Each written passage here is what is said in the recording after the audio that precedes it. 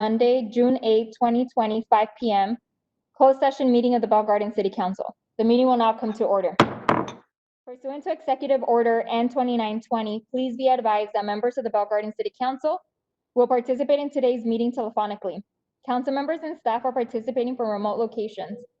Members of the public may view and listen to the meeting live online through the city's website as noted on the agenda. City Clerk, will you please call roll of the City Council? Yes, Madam Mayor.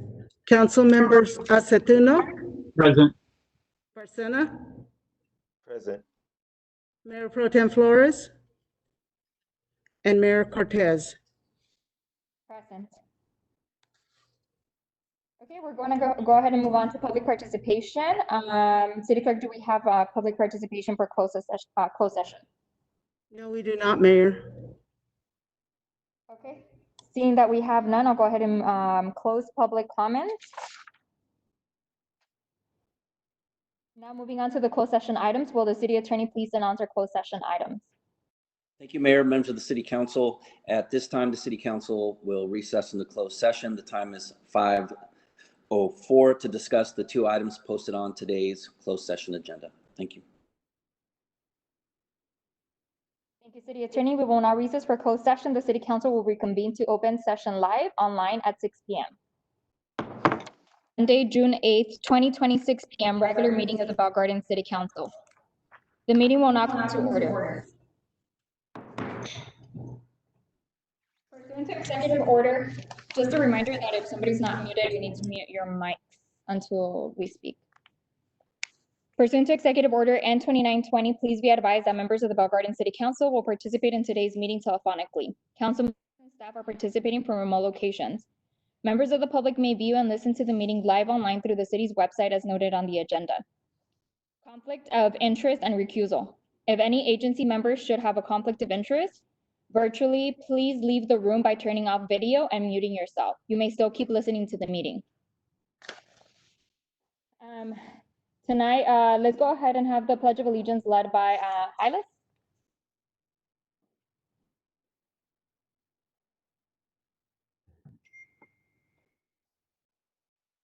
Please stand, face the flag, and repeat after me.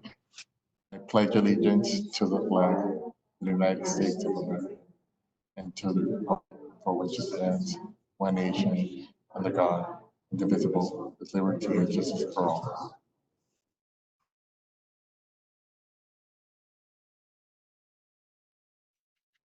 Roll call, City Clerk, will you please call roll of the City Council?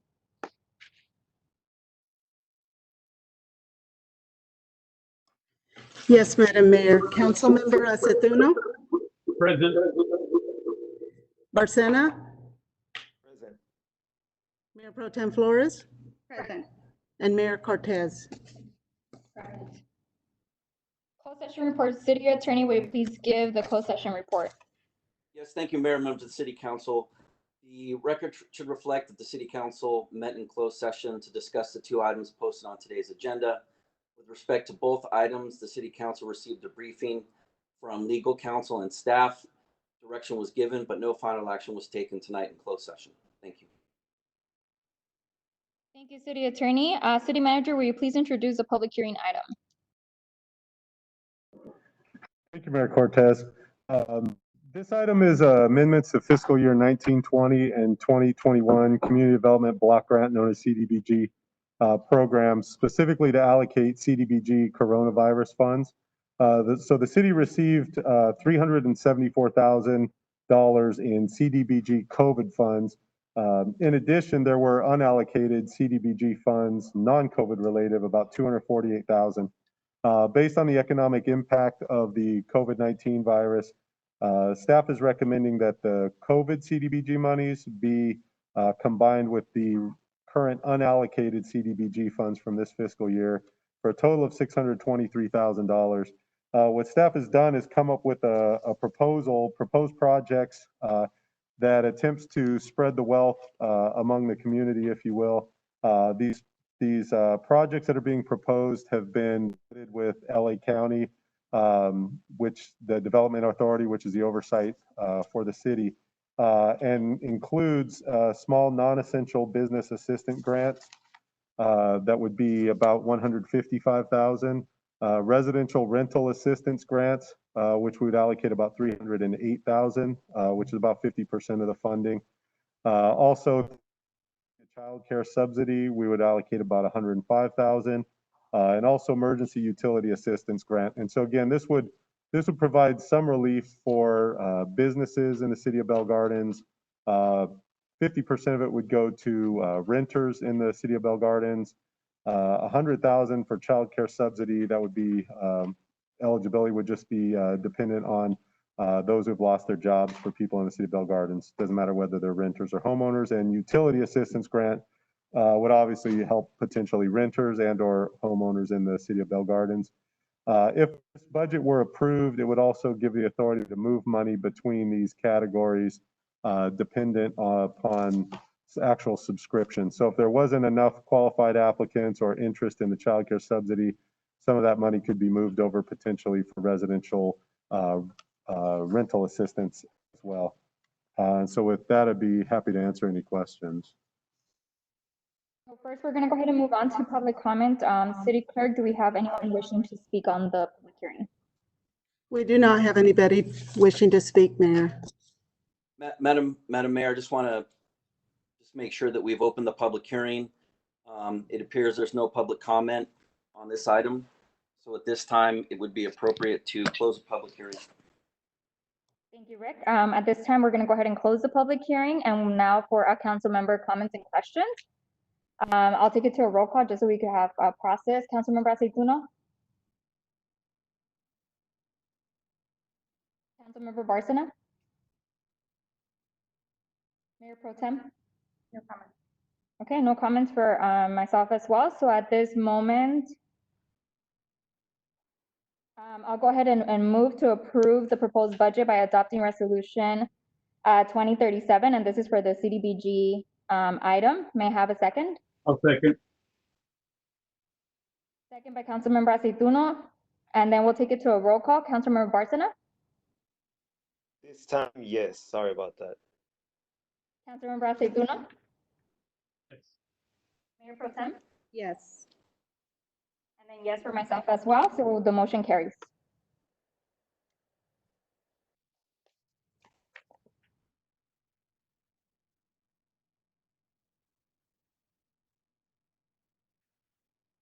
Okay, now we're going to go ahead and move on to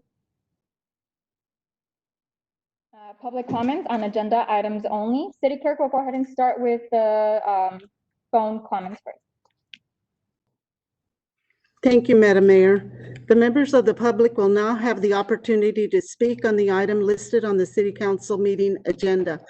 Please state your name for the record before addressing your comments to the mayor and council members.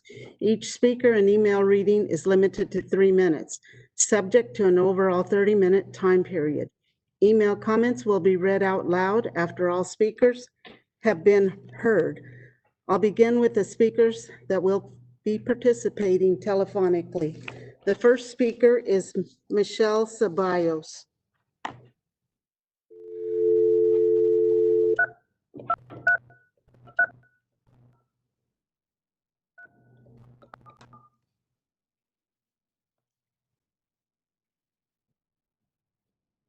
Hello.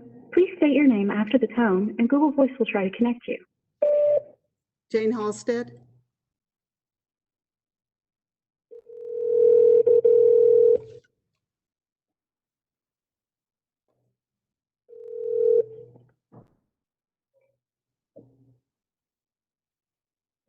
Please state your name after the tone, and Google Voice will try to connect you. Jane Halstead.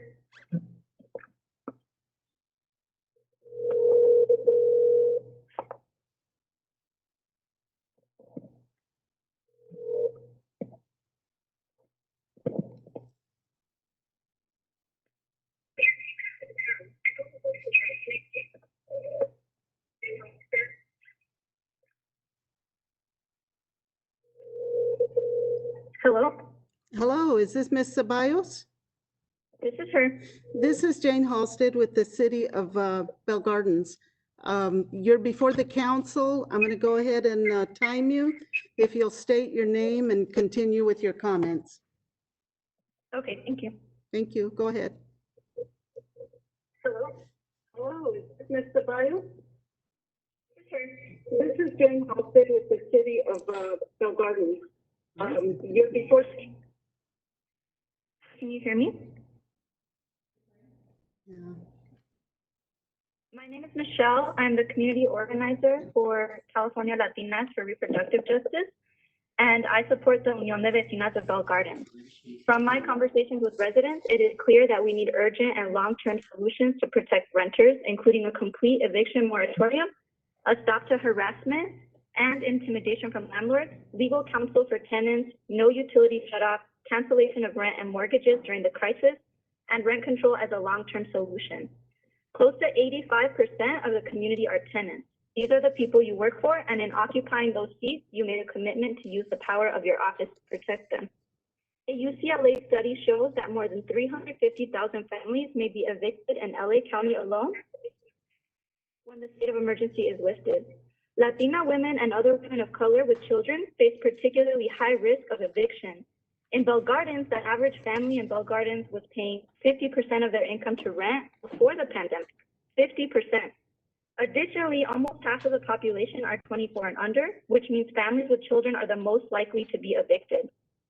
I want to make sure you understand, in not ensuring stronger tenant protections, the message you send is that you are okay with adding to the numbers of unhoused people in the city and that you are indifferent to the displacement and traumatization of children. Over 100 cities in California have already implemented their own protections, and many do not have the kind of revenue that Bell Gardens does. We know the city brought in around $14.3 million in revenue from the casino last year, and around 50% of it went to the Bell Gardens Police Department. The proposed budget today continues to allocate 50% to the same police department that contracted with ICE last year, knowing full well that their work has to separate and terrorize our community. Meanwhile, much less money is dedicated to public works, parks, rec, youth services, and other essential services for tenants and the houseless. We would like answers from the city about why they allowed this and an explanation of the details and extent of collaboration with ICE. It is inhumane and unconscionable to be complicit in the terrorization of a community already suffering from stress and impacts of a global pandemic. We're asking you to demonstrate your commitment to the community by taking unprecedented bold actions. Research shows that cancellation of rent and mortgages is legal, possible, and is powerful in addressing the crisis, and that one of the best ways to keep a community together and healthy is with rent control. The Unión de Vecinas has ordinance language that we can share with the city to move forward on implementing protections. The residents of Bell Gardens should not have to make their demands for basic human rights. Access to quality affordable housing to keep our families together and safe includes eviction moratorium now, rent control now, no late fees, no utility shutoff, an investment in affordable housing, providing legal counsel for tenants, and no collaboration with ICE. Thank you. Thank you for your comments, Ms. Ceballo. Have a good evening. Thank you. You too. Thank you.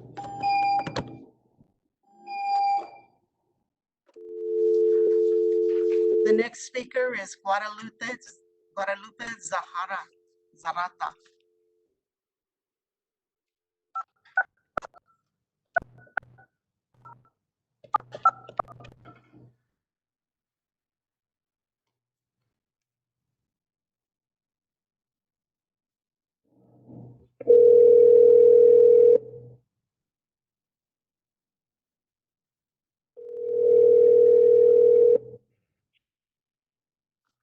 Bueno, Bueno, esta es señora Zarate.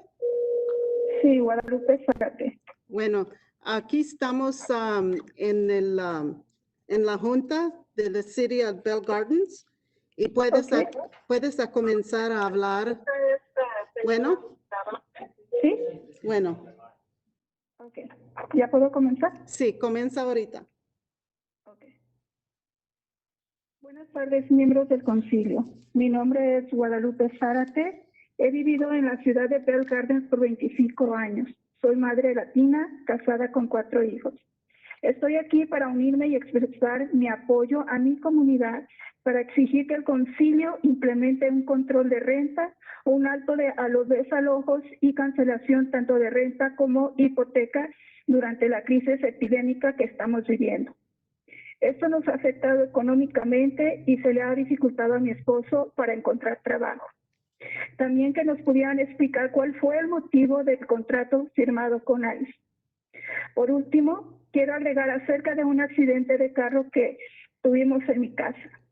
Actualmente tenemos 17 años viviendo entre Foster Bridge y Suba y hemos pasado por 2 accidentes de carro en nuestra vivienda, de las cuales el segundo fue de grandes consecuencias, saliendo dañado mi esposo, mi cuñado y yo siendo la más golpeada, y con daños a 2 carros, uno de nosotros el cual fue declarado pérdida total y el otro de mi cuñado hacía mismo la propiedad. Se reportó a la ciudad desde el primer accidente que tuvimos y se ha estado llamando a la ciudad respecto a él, a que los carros pasan a alta velocidad y también hacen giros peligrosos en sus carros en el cruce de Foster Bridge y Suba. Esto es muy peligroso tanto para los peatones como para los autos.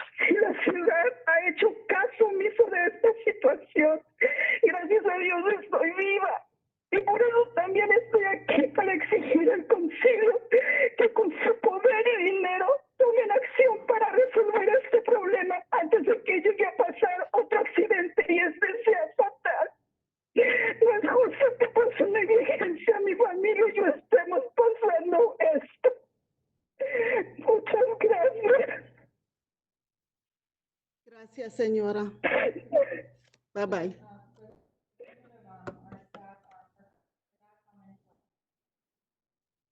Accident, high speed on Foster Bridge and Suba. She said, I believe, one of her vehicles or maybe both vehicles were totaled and her life was endangered at that moment. So she is petitioning the council and the city to look into the matter, to look into, I believe she mentioned Foster Bridge and Suba, to see the adequacy of, maybe, I'm not sure to mention speed bumps, but, maybe, some measures to make that safer. Yeah. I know, it's just for the benefit of some. We don't have an interpreter here today. So let's just make a note of that Foster Bridge and Suba. And then Mike, I think you had already started looking into that part. Next speaker. Next speaker is Sandra Garcia.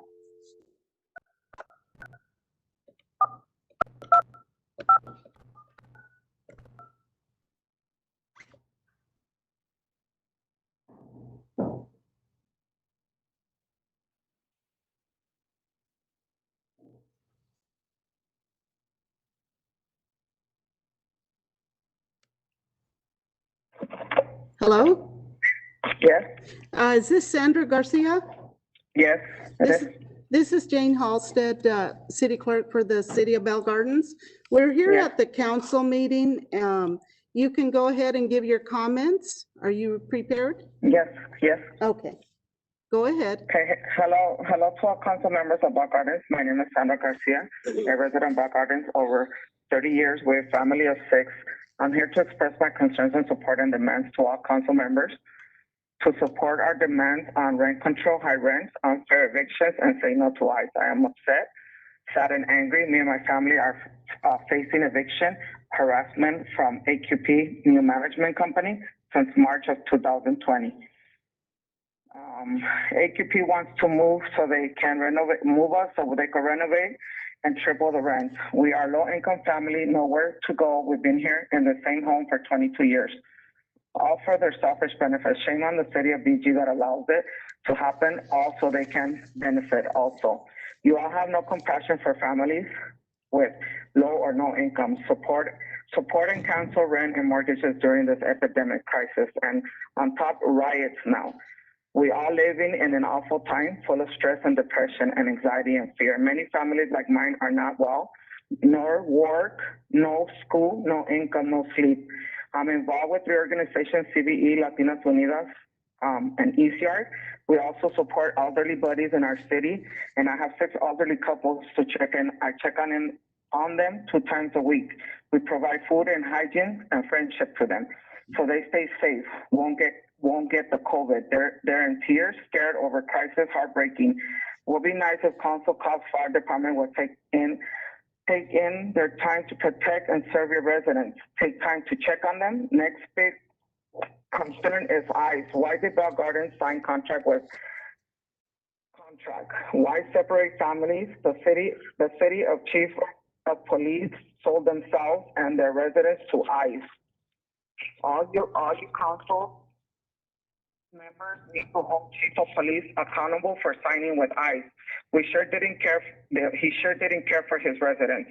What about the pool in Bell Gardens? We go to other cities because you all took that away. What about shade in the playground for our kids' safety? It's unfair. My sister-in-law, Olga Garcia, is in Adelanto ICE Detention Center since April 7, 2020, no warrant, and has a resident card not expired. She got taken from Starbucks in Bell Gardens. She is a resident here in Bell Gardens. Shame on Starbucks for supporting ICE. We all have some undocumented families. Don't forget your roots. Please stop all this. Our families are heartbroken. We support our city and community by shopping, eating, schools here, our sports, our car wash, gas stations. We do crime watch, our libraries, our fire department, council, and city needs to support your residents. Voting is coming right up. Well, we want changes. Hope you all do what's right for all your people and our people. Thank you. Thank you for your comments, Ms. Garcia. Thank you. Bye-bye.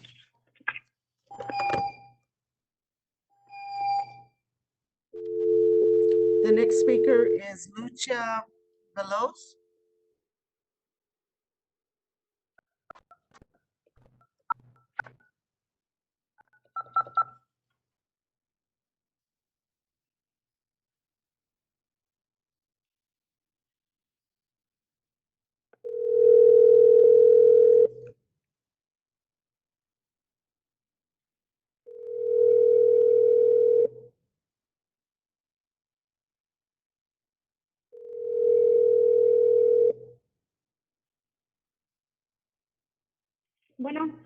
Bueno, esta es señora Veloz. Sí, dígame. Aquí estamos en la junta de City of Bell Gardens. Ok. ¿Puedes comenzar a hablar? Ok, mire, pues, mi inquietud es la siguiente. Es saber que tomen en cuenta el control de rentas aquí, que se haga una ley, que sea posible que haya un control de rentas, porque el ser dueño de casa, pues ahora sí que pueden hacer y deshacer a su disposición. Pienso que eso está mal. Uno como derechohabiente, pues tenemos muchos derechos y creo que Bell Gardens no tiene esa ley aquí. También me interesa mucho sobre a dónde se va todo ese presupuesto que ustedes agarran como ciudad. Yo le comentaba aquí a una de ustedes que veo parques tristes, veo parques desolados, donde llevo a mis hijas hasta Downey, incluso a Whittier, cuando es tiempo de calor, dado que allá hay parques con agua para que se refresquen. Cuando puedo hacerlo aquí en mi comunidad, la alberca, pues sí, hubo tal vez un presupuesto para arreglarse la alberca, no se hizo. 2 años y esa alberca cerrada que por remodelación. Mucho, y creo que la mayor parte de los que vivimos en Bell Garden, más del 80% habitamos, rentamos, y muchos no tenemos el servicio o la oportunidad que nos dan de poner una alberca. ¿Y qué es lo que hacemos? Pues llevamos a nuestros hijos a otros lugares, cuando podría haber eso en Bell Garden, unos parques seguros, limpios y arreglados, donde el presupuesto sé que se destina mucho a la policía y qué bueno que sea así, pero también tenemos muchas necesidades en esta ciudad, donde hace años, llevo años viviendo aquí, y llevo más de 6 años atrás donde ya no veo ferias, donde se acabaron las tradicionales ferias a la comunidad, donde ahí agarraban mucho dinero, porque venía gente de otros lugares. ¿Qué es lo que está pasando con nuestra ciudad? ¿Qué es lo que está pasando con todos esos programas que se pueden incrementar para la ciudadanía, para los residentes? Ese es mi mayor punto. El el control de rentas, el presupuesto, que sea bien administrado y que nos den cuentas claras en el boletín que mandan a cada ciudadano. ¿Cuánto se va a la comunidad? ¿Cuánto se va a las calles? ¿Cuánto se va al departamento de policía? Queremos eso. Gracias. Respuestas claras y precisas. Muchas gracias, señora. Okay. Bye bye. Bye bye. Next speaker is Joanna Venegas.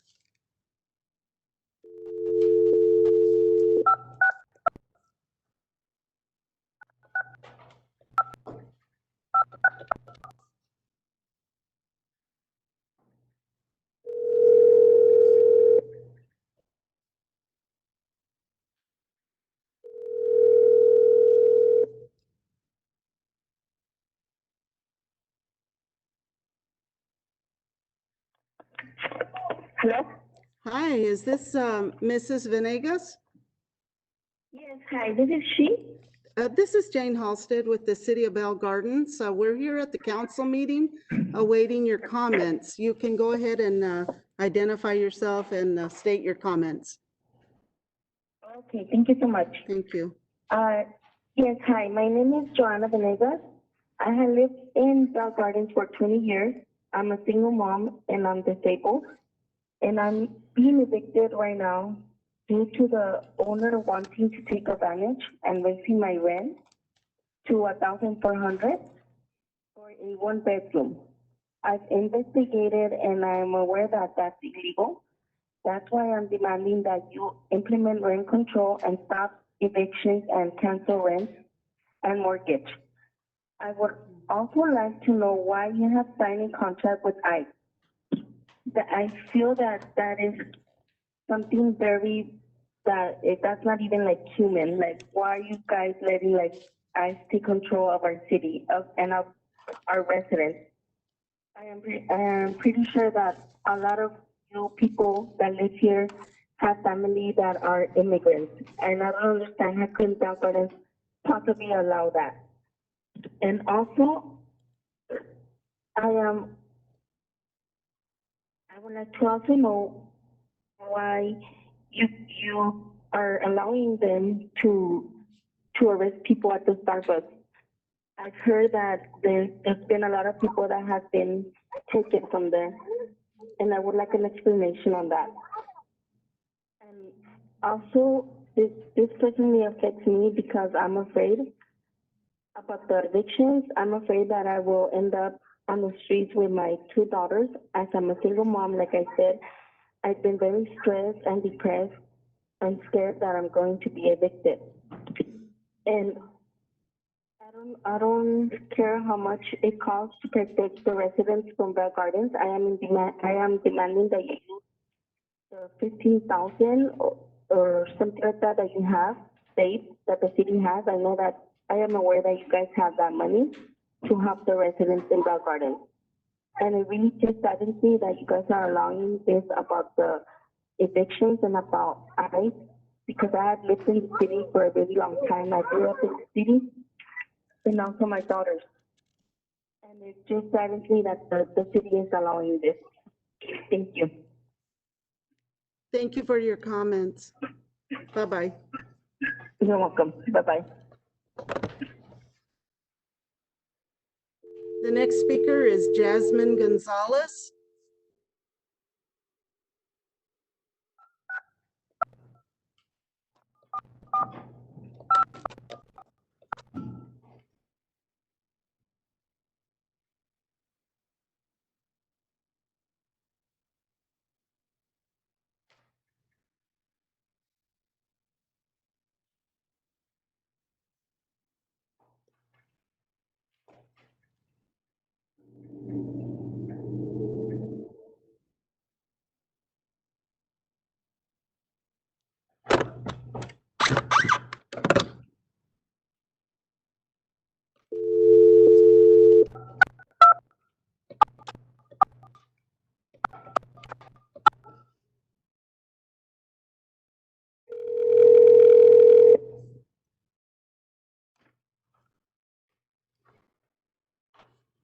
Hi, this is Jasmine. Hi, Jasmine. This is Jane Halstead with the City of Bell Gardens. Here at the council meeting, we're awaiting your comments. So go ahead and identify yourself and continue with your comments. Okay, thank you. Thank you. Council members, my name is Jasmine. I grew up in Bell Gardens and I am a supporter of Unión de Vecinas. I also helped campaign for you in 2018, so I'm here to ask you to do better. Last year, you voted against a rent cap and you said you voted against it because property owners didn't agree with it. Do you know that property owners make up a minuscule 15% of Bell Gardens? Who are these elite few who are grossly overrepresented in this government, and why do they have so much power over your vote, council members? This is not how democracy is supposed to work. Whether consciously or not, you are actively participating in systemic oppression when 85% of your residents are renters. 30% live below the federal poverty line. The median household income has been going down while rent has been going up. Rent burden is at an overwhelming 66% in Bell Gardens. The 8.3% rent cap placed by the state is not good enough because no one here gets an 8.3% pay raise at work every year. By not implementing a rent cap, you are complicit to the predatory rent hikes placed by some of these property owners like AQP Incorporated, who is currently evicting one of your residents. Also, we are an immigrant community, so how could you have allowed Police Chief Scott Fairfield to sign a contract with Homeland Security without knowing the details or informing your constituents? The police chief sold us out. He signed that contract to benefit his police department, and you allowed it. Your constituents elected you because they trusted you. I hope you feel ashamed. You have destroyed lives and whole families. You need to retrieve any data you may have given ICE about your residents. If you can't do that, then inform those residents whose information has been compromised. Let them know they may be targeted by ICE. Make the police chief make those phone calls if you have to. Provide the social services these families are going to need now that they've been targeted. Is that going to cost money? Yes, it is. It is. But this is your doing, Mayor Alejandra, and you need to right your wrongs. You need to slash the police department's bloated budget and create the social programs that help our marginalized, that your police currently keep down through direct oppression, like Olga Marta Garcia and her family. I'll remind you that Olga had every right to be here because she is a legal resident. You need to make concrete changes, cancel rent, cancel mortgages, and cancel evictions during the crisis. Implement a rent cap with vacancy control and slash the bloated police budget. You need to do better, council members. Thank you. Thank you for your comments. The next speaker is Angela Crompton.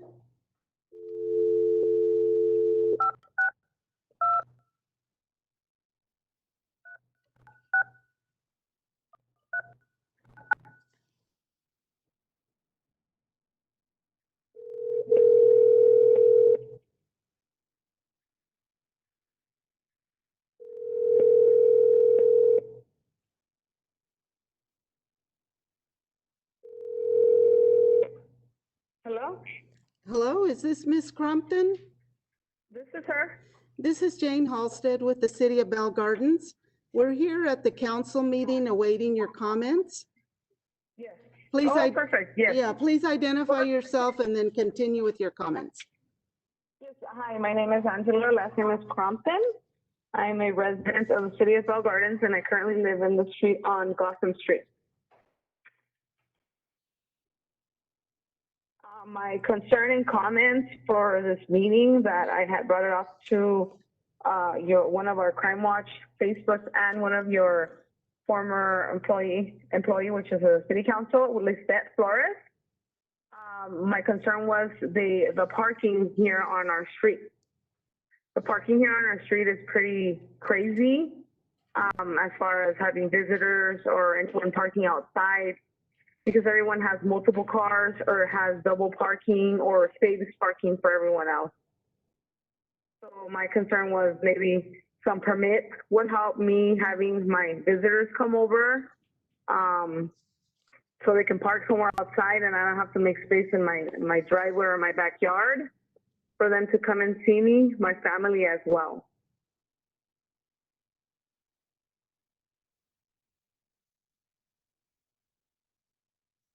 Does that conclude your comments?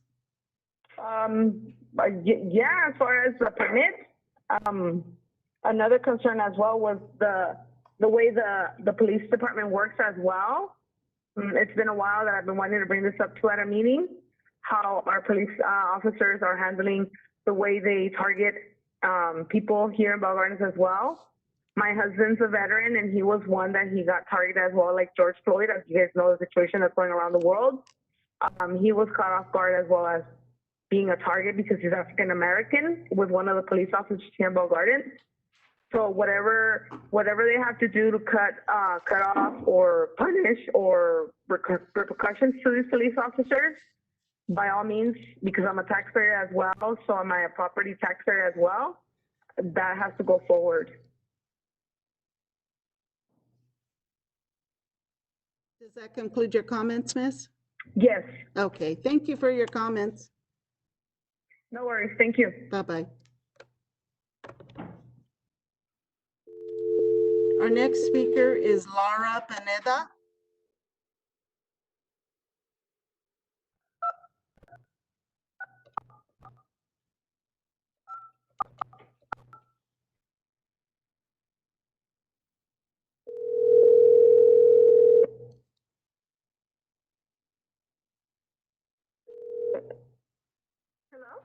Hi, is this Laura Pineda? Yes. This is Jane Halstead with the City of Bell Gardens. I'm here at the City Council meeting. Will you please state your name and proceed with your comments? Okay. Thank you. Okay, my name is Laura Pineda. I've been living here in the Bell Gardens for about 20 years. As a resident, I would like to get rent control, cancel mortgage, or get some rent assistance for the residents. For the past 2 years, there's been an increase of investors purchasing property here in Bell Gardens because they see there is no rent control, they can take advantage of us. I personally know this since it has happened to me. My landlord raises my rent every 6 months, more than 5% in the last year. I know that there's a rent control in the county and all the stuff about the county that it doesn't affect Bell Gardens. I don't even know now at the point where do we get protected or not protected. But I think you guys need to come together as council members and settle this because this is going out of control. Many families are being affected. Within the last, I think next 2 to 3 months, a lot of people are either going to be evicted or going to be homeless. And I don't think you want that in your city. I know many of these things affect you personally, probably because you guys have property and you don't want rent control in the properties where you own. But stop being selfish and think about your residents. Help them. We need to help now. Not tomorrow, not in 2 months, 3 months, try to do it and not just right now because these people need the help like I do too. Sorry, it just gets to me. Lastly, I would like to know why you guys are allowing ICE to be in the city, taking people that shouldn't be taking. All this needs to be stopped. Either you or the police, I'm not even know who signed the contract. We shouldn't know. All you gotta do is cancel it, stop it. All these families are being affected by it. You don't want children to be homeless and without parents. I mean, don't you guys see it that this is like a crisis overall in your own city? I mean, you were selected as a council members to protect us, and you guys are not doing that at all. And I also want to see, like the previous resident said, what are you guys doing when it comes to the police? I've been targeted myself about 4 months ago in front of my son's school. The cop did not care if my son or my daughter was inside. I think you guys either need to reform the police, cut their budget because they can feel it. They think they're above the law because they're police officers, but they're not. They're here to protect us. They don't need to be feel like, oh, just because you're a police officer, you're gonna harm me and you're gonna do whatever you say just because you're a police officer. Do your job, which is protect the citizens, not to think that you're above the law. Those are my comments. Thank you. Thank you very much.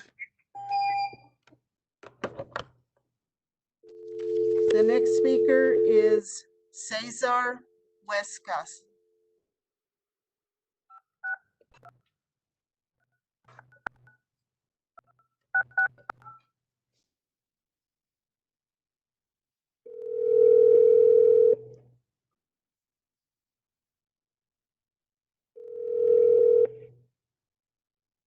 bueno, Bueno, este es César Huescas. sí, correcto. Sí, aquí estoy en la junta de Bell Gardens. ¿Querías hablar? Ok, dime tu nombre y comienza los comentarios. Ok. Mi nombre es César Huesca. Vivo aquí en la ciudad de Bell Gardens. Aproximadamente tengo 15 años viviendo aquí.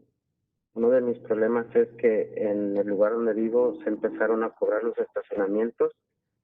No sé si sea apropiado o correcto, por lo tal tuve que estacionarme en la calle. El problema es de que siempre en la calle que uno busca un lugar para estacionarse, hay personas que están utilizando dobles espacios para apartar algún carro para ellos o de sus familiares, o están estacionados de una manera inapropiada. Por lo tanto, cuando uno tiene que estacionar su carro, no hay un espacio donde dejarlo. Y así le des la vuelta alrededor de tu casa.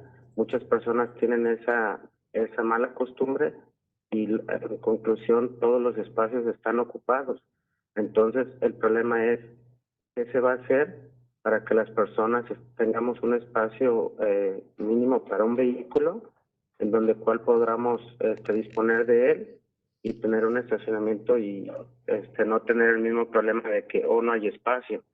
Entonces no sé si sería lo bueno tanto marcar las áreas para que se respeten los espacios y que por lo pronto no sé si algún servidor público como la policía o alguien de los que dan ticket se cercioren por lo menos que si la persona no está estacionada correctamente, se le deje una llamada de atención o se le dé alguna multa para que respete los espacios y se estacione correctamente, porque cuando sacamos la licencia de conducir nos enseñan a estacionarnos, nos enseñan a manejar. Entonces las personas que no están respetando el lugar no es que no sepan, sino que no están queriendo respetar los espacios. Entonces, como consecuencia, todos estamos buscando un lugar donde dejarlo y muchas veces la gente obstruye lo que viene siendo la entrada del estacionamiento de las casas.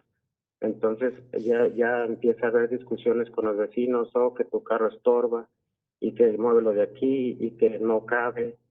Entonces esa es una de mis principales, digamos, como problemática y pues me gustaría que ustedes como servidores públicos pues atendieran las demandas para que nuestra comunidad esté de una manera, no sé, más unida y que juntos logremos que todo esté trabajando correctamente, tanto como la limpieza, las áreas, los parques estén más acondicionados. Y como miro también la problemática que hay, de que el problema también que tenemos es el control de renta. Por ejemplo, a nosotros en el 2019 se nos subió más del 60% de renta. Ay, Bueno, gracias. gracias, señor. Bye bye.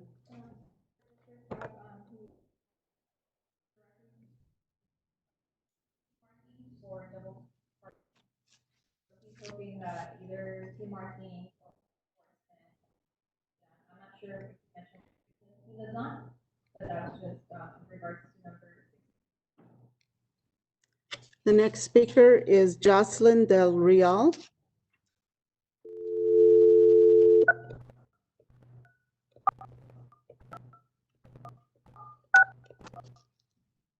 The subscriber you have dialed is not in service.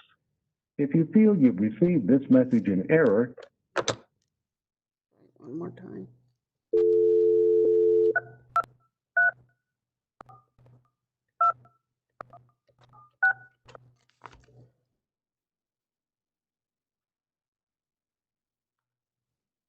the subscriber you have dialed is Next speaker is Wendy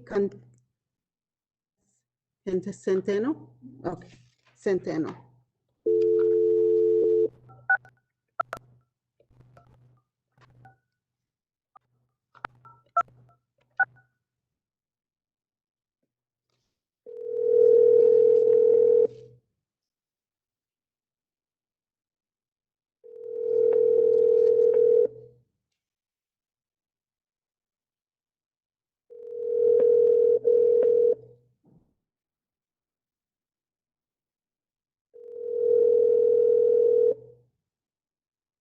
Call has been forwarded to an automatic voice message system. 56224644026 is not available.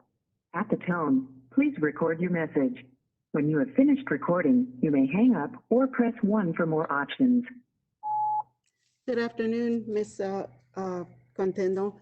This is Jane Halstead with the City of Bell Gardens. We were trying to reach you because you had signed up. You wanted to express some comments at the council meeting. There was no, it went to voicemail. Thank you so much. Bye-bye. You can, by the way, you can send an email to City Council.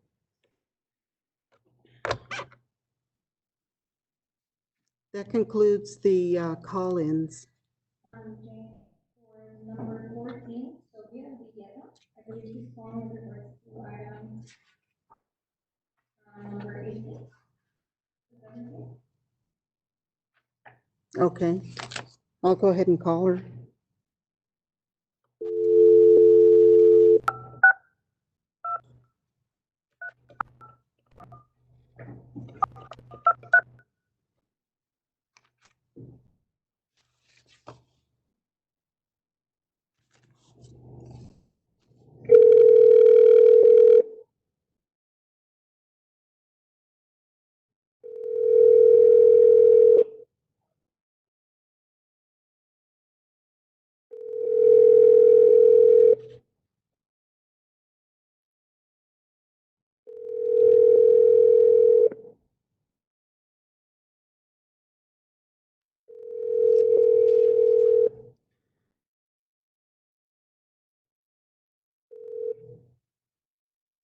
Please leave your message for 56238141123. Good afternoon, Sylvia. This is Jane Halstead with the City of Bell Gardens. We were attempting to reach you because you had signed up. You wanted a call back. We are unable to reach you. You may send your comments to the City Council, or you can send it to the City Clerk's desk at bellgardens.gov. Thank you so much. Bye-bye.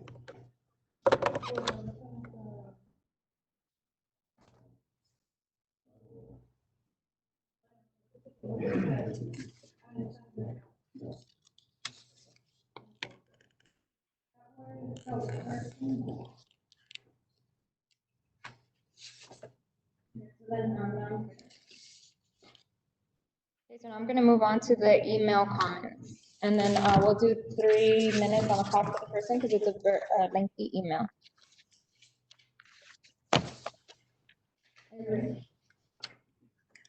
Yes. During this COVID crisis, our members, many of which live in BG, have been impacted by the countless impacts of this pandemic. Below are the various ways your city can help mitigate some of these impacts, and this is on behalf of the ECR Communities for Environmental Justice. According to census data, over 78% of Bell Gardens residents rent way above LA County's 54% rentership. Since 2009, rent has increased at a much faster pace than the median income. The median household income for Bell Gardens is less than $40,000, well below the LA County median of $60,000. This is not the first time I have shared these statistics with your council, nor is this the first time we're demanding permanent renter protections to address these issues. We knew last year that with a 5% increase in rent in LA County, over 2,000 households would not be pushed into homelessness. What we did not expect was that COVID-19 will push these numbers even higher due to cities' hesitancy to act. I cite 2 studies that the first by Paul Owen states that COVID pandemic is disproportionately impacting communities with higher rent vulnerability. He finds, and I quote, the most vulnerable neighborhoods have more Latinx renters and few white renters. In addition, immigrants are more concentrated in higher vulnerability neighborhoods.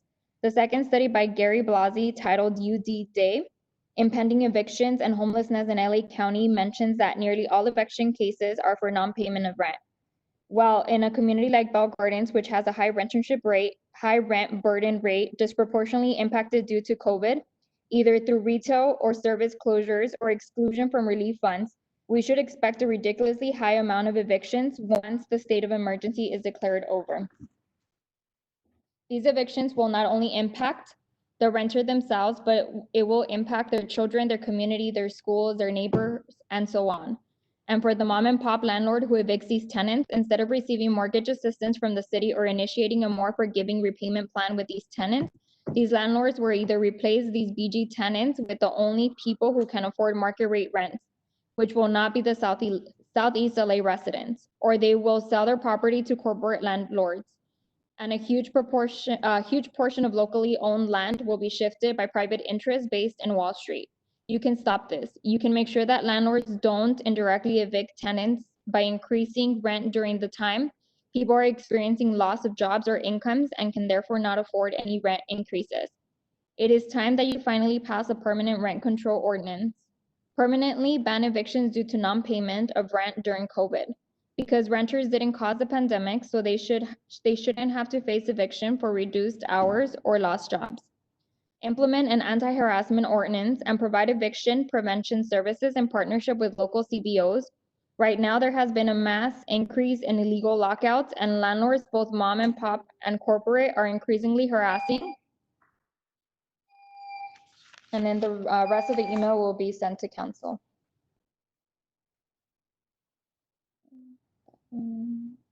Okay, the next email is by Nancy Morales. I hope this can reach Monday City Council meeting. It has come to my attention that Bell Gardens currently does not have any tenant protections during an ongoing pandemic. I demand the City of Bell Gardens to establish rent and mortgage cancellations and an end to evictions during this crisis. Additionally, I demand the City Council members to establish rent control. On another note, the city puts their undocumented residents at risk when they're working connections with ICE. Please continue to protect your largely based undocumented community by dismantling any involvement with ICE. Thank you, Nancy Morales.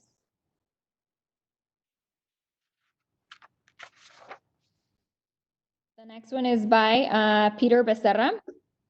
Hello, my name is Peter Becerra and I'm a resident of Bell Gardens, calling to urge the City Council to stand with the Bell Gardens most impacted community by passing protections for tenants, including canceling rent and mortgages during this crisis, a complete eviction moratorium, halt on evictions and rent control, and that the city and police department explain why they signed a contract with ICE in 2019, the extent of the collaboration, and that they commit to doing right by our immigrant and documented community going forward. As our city council representatives, you have a responsibility to protect renters who will face retaliation or unjust evictions after the state of emergency ends, and to protect undocumented residents who are rightfully mistrustful of the Bell Gardens Police Department due to their collaboration with ICE. If you truly care about our city's health during this pandemic, including the 80% or so of your constituents that are tenant, please implement local tenant protections and support families who have been separated by ICE.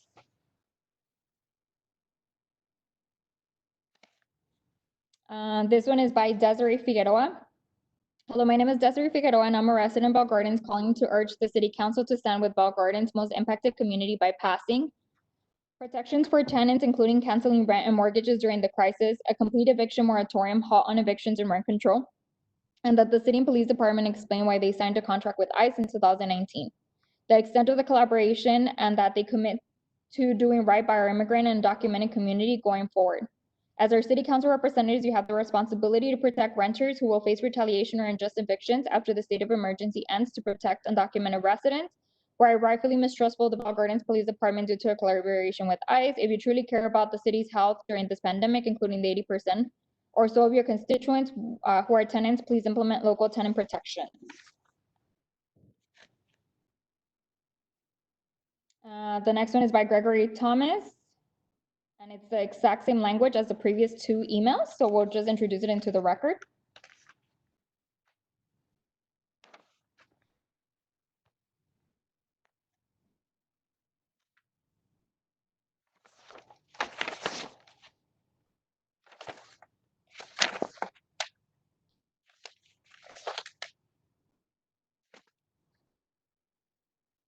And that concludes our public comment. The rest of the emails are for non-agenda items, so they will go at that specific slot.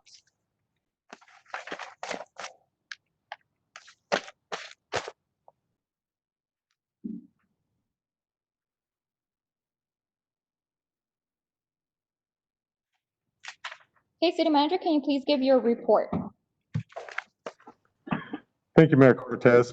It's been about 4 weeks since we've had a city council meeting, and in that time, we've seen COVID-19 restrictions start to ease.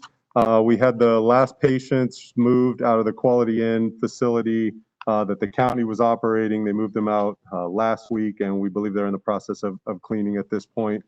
Also, we're looking forward to the upcoming reopening of the Bicycle Hotel and Casino and other businesses that are hurting out there, subject to all of the, following all of the required standards as the county begins to reopen. Also, I'd just like to report in the last month, the Recreation Community Services Department has provided approximately 30,000 supper meals to BG residents. In addition to that, the senior meal program also has seen an expanded enrollment during this COVID-19 pandemic.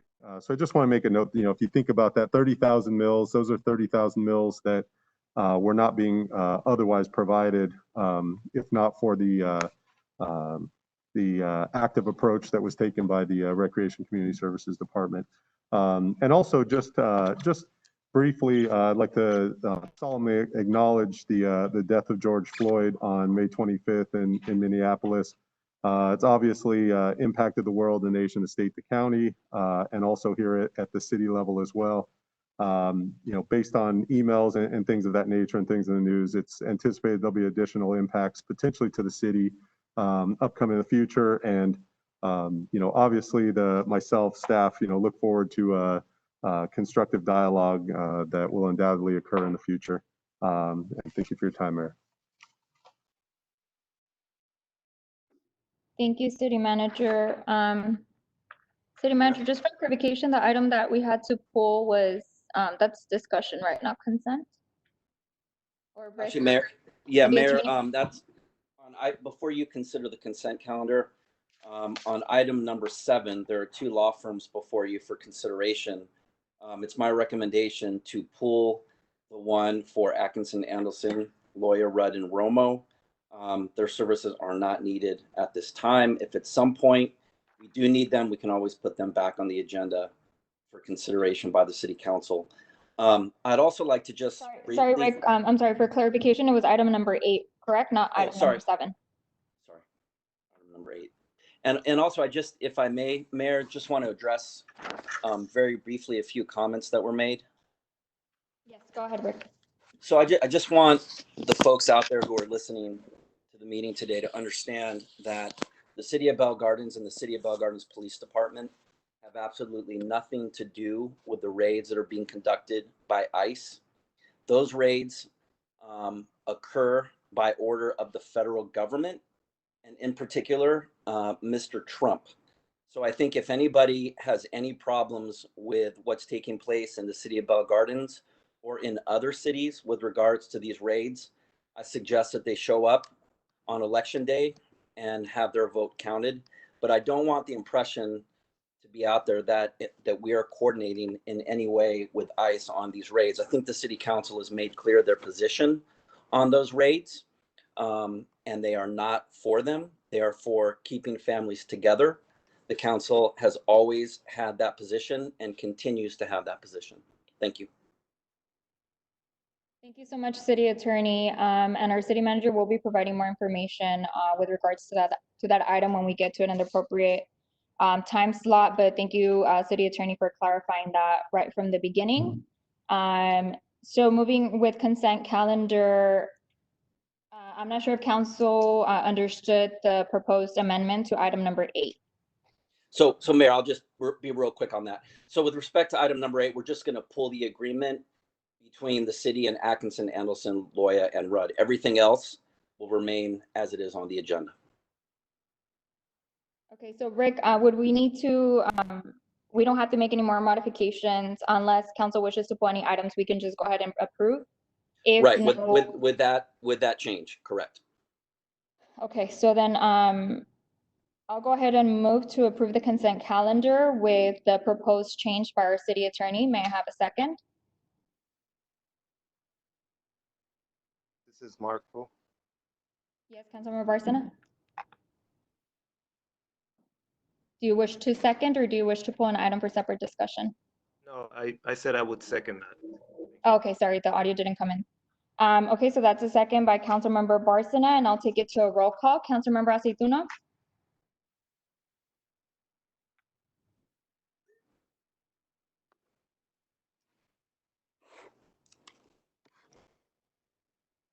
Yes. Councilmember Barsina? Yes. Mayor Pro Tem? No, I will not approve it on, let's see. On the approval of the previous council meeting, the motions and seconds are inaccurate. So that's gonna be a no for me. And if City Clerk, could you please amend those and then we can go back and maybe reapprove it if you need my approval. So, clarification, Mayor Pro Tem, which item do you wish to vote no for? The, item number 6. Okay. So we'll go ahead and note on the record that Mayor Pro Tem is voting no for item number 6. Mayor Pro Tem, with the exception of item number 6, you approve the rest of the consent calendar. That's a yes. Okay. And then it would be a yes for myself as well. Moving forward, could you do per verbatim for me? Record verbatim for me, so everything that I say. Thank you. That there's no confusion. Okay, moving forward, we're gonna go ahead and go with the first discussion item. City Attorney, can you please clarify the proceedings for that discussion item? Yes, thank you, Mayor, members of the City Council. With respect to this item, I have been informed that Councilmember Aceituno and Barsena live within 500 feet or closer to the proposed project. And as a result, there's a presumption that they have a conflict of interest in the proposed project and therefore should recuse themselves from participating in the discussion and vote of this item. However, given that we only have 4 council members at this time, if both of them recuse themselves, we will lose our quorum and be unable to consider the matter. Fortunately, the law contemplates a situation like this would arise, and in rare circumstances, like the one facing us tonight, allows a public official to be randomly selected to take part in a decision if a quorum cannot be reached because too many officials are disqualified. To accomplish this, we will flip a coin tonight to decide who will participate in the deliberation of this item. Councilmember Aceituno will be heads. If the coin lands on heads, Councilmember Aceituno will participate. Councilmember Barsena will be tails. If the coin lands on tails, Councilmember Barsena will participate. The city manager will now flip a coin and announce the outcome.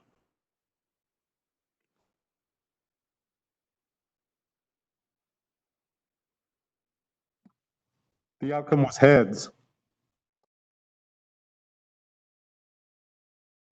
So in this case, Councilmember Aceituno would be permitted to participate and deliberate on this item. Councilmember Barsena, at this time, I'd recommend that you leave the room if you can from where you are and not participate or listen in on any of the proceedings. Thank you.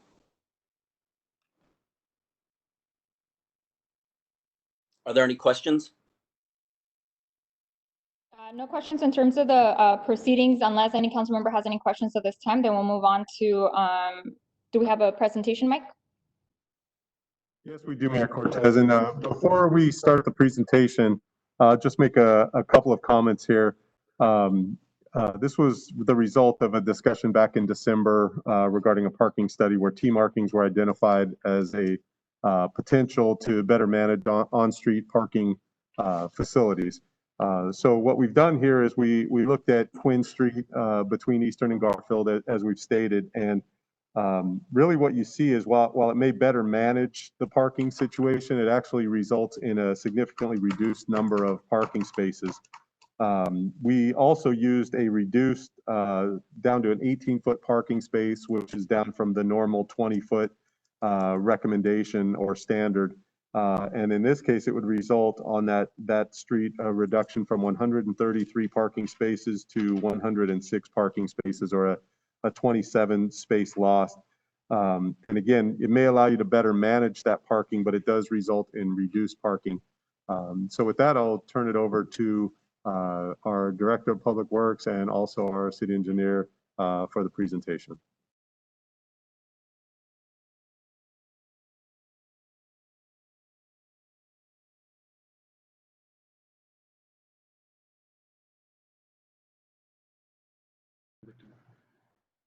Good evening, Madam Mayor and council members. I'm here tonight to discuss the T markings on Quinn Street. It's basically a review and discuss of the T marking plan that we established on Quinn Street.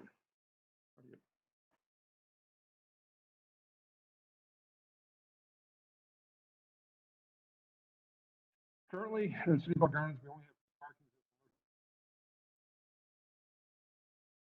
have parking spaces and give delineation. Physical spaces and we do not have any.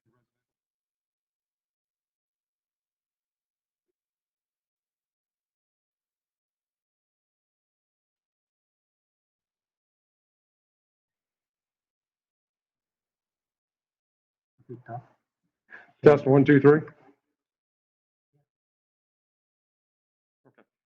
Okay. To reiterate, currently the city has parking tees on the commercial streets, primarily eastern, to delineate short-term parking spaces for the commercial areas. The city does not have any parking tees in any of the residential districts.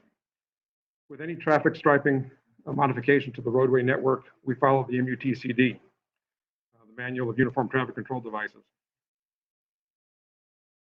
And through that, they give examples of how parking spaces are to be marked out on the street.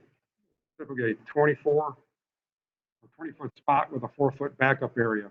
So they range from 20 to 24 feet, depending how the driveways lay out. We reduced that to 18 feet to accommodate more and more parking spaces. So typically, this becomes a math problem where we measure out between the top of driveways to get the distance between the available space between driveways to figure out how many parking spaces we can fit in and divide that either by 18 or 20 feet to give us the spaces. And any overages or underages of spaces would then be red curved. Is the thought process how we did that. And again, then we did field measure the entire stretch of Clara from Eastern to Garfield, both sides of the street. As Mike indicated, the plan is kind of difficult to see, but we have laid them out. The net loss is 27 spaces in parking if we actually physically stripe. Because in the normal non-striped area, cars will fit according to the car size and vehicle size and allow the in and out movement, maximizing the spacing on street. Once we mark it,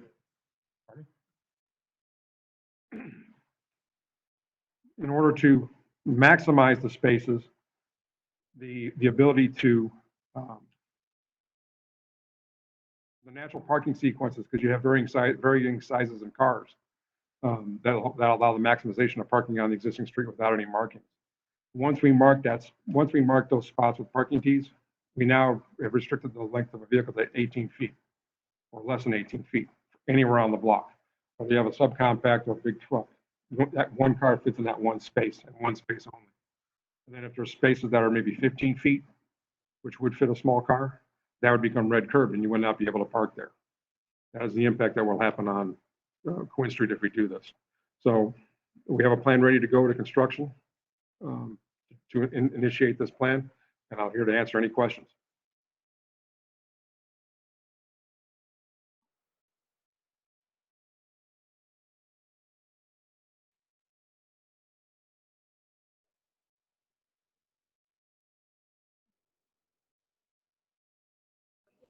No, just turn on the audio on your Zoom.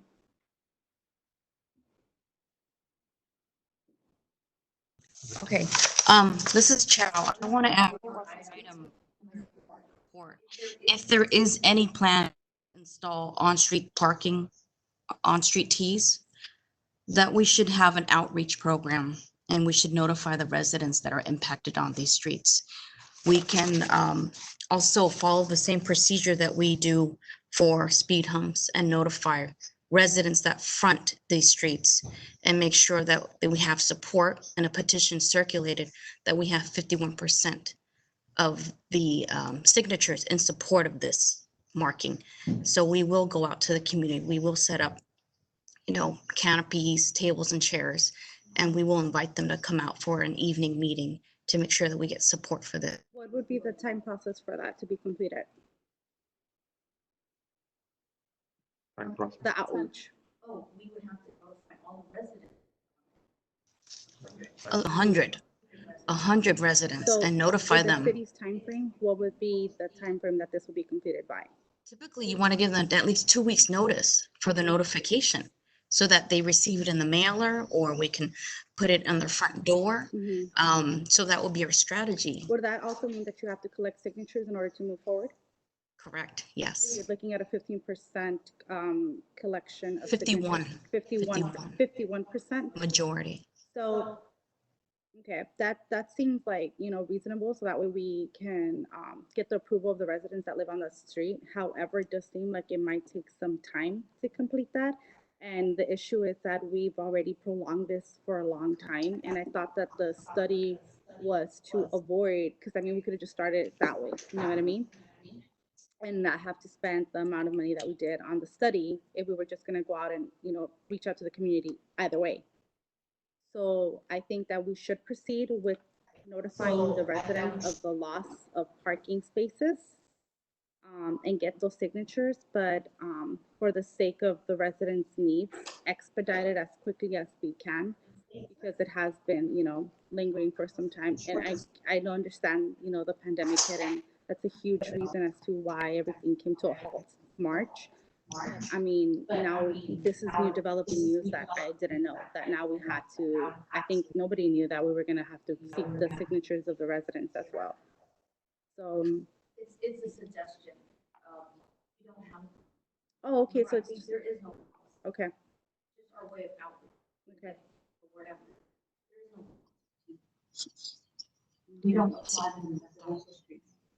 Like the strictly for commercial, to encourage turnover for retailers. To encourage leaders in commercial districts, and we don't have that. So this is a first try. So So we're open to other ideas that you might have for us in outreach. So on the second, going back to Steve, right? Steve's the other guy. This is what's the range on this? The width and the length? The standard length, or the length, the MUTCD says we need to use 20 feet because of the impacts of parking down. We reduced that length to 18 feet. We can typically, if there's there's enough space to get 3 or more. It's going to be a 4-foot space between every other parking space that's marked for the 4-foot back out. So forth. And the suggested space leaves us 27 parking spots, correct? Yes. So because this is a pilot program, I didn't think that this would be good for Quinn. I thought it would be better for a different street, but since we already, we're working on this, I think we should proceed with moving forward and keeping the promise of, painting the T marks as a pilot program. And if it doesn't work out, then we can always, paint right over them. So that would be my suggestion. And I do like the idea of reaching out to the residents as well and letting them know, but I don't think it's necessary to prolong it. Maybe just giving them notices that we're are proceeding with what they had requested, because that was originally something the community was asking for, and then see how that works. So that would be my suggestion, moving forward with that T markings. Councilmember Aceituno? Thank you, Madam Mayor. My concern about this particular item is that parking is actually a problem. Where folks need to park more cars, not park less cars. And by doing what was being proposed on 20th Street and losing potentially 27 vehicles, we're going to have a lot of residents mad.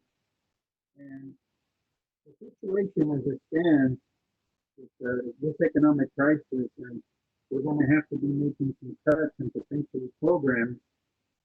I would see at this point of wasting $22,000 on painting the street just for a trial, and then potentially having to come back in a month or less and we get all the complaints from residents that we're gonna scratch the project of money mismanaged.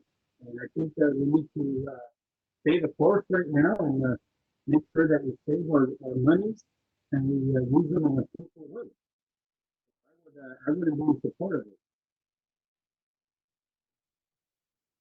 Thank you, Councilmember. Steve is going to help you with your audio. It seems a little bit muffled, but from what I heard from your commentary, you pointed out that the cost of this project is $22,000, and your concern is that we're going to launch a pilot program and possibly come back a month later and rectify or paint over.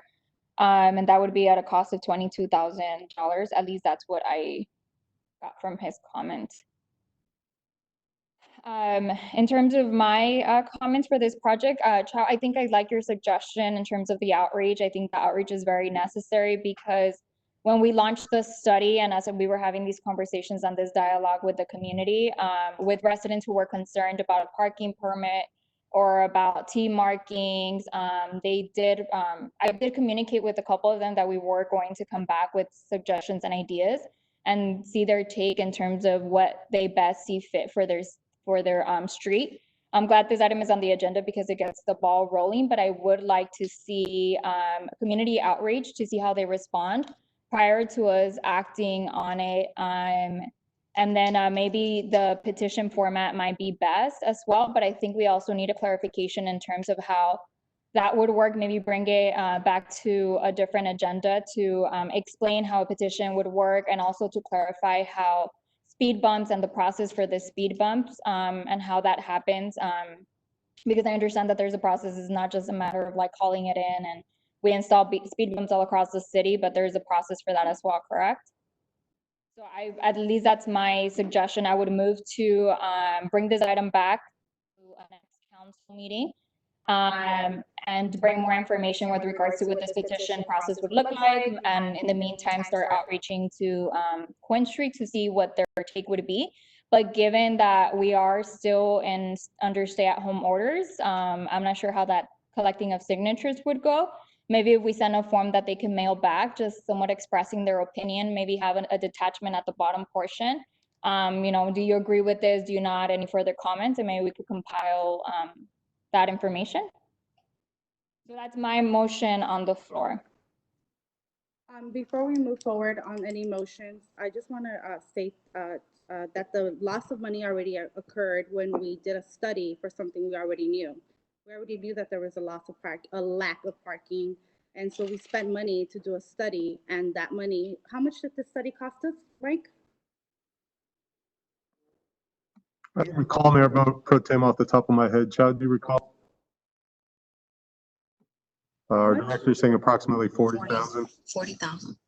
So $40,000 have already been spent to tell us something we already knew. So to just let that go and move forward with something that we could just do without spending those $40,000 is, ridiculous for lack of words, So we should continue with the pilot program that we promised and give it to the residents, spend the last 22,000 necessary to see if this works. Because if this ends up working and this makes people open up their garages and use their driveways, then we just solved a big problem on Quinn Street, and we can follow suit on the rest of the streets. But if we just let this go, then there goes the $40,000 that we spent for nothing, and we still remain with the same problem. So we need to continue with this pilot, give the people what we promised, and just spend the last 22 that we have to, because we already spent $40,000.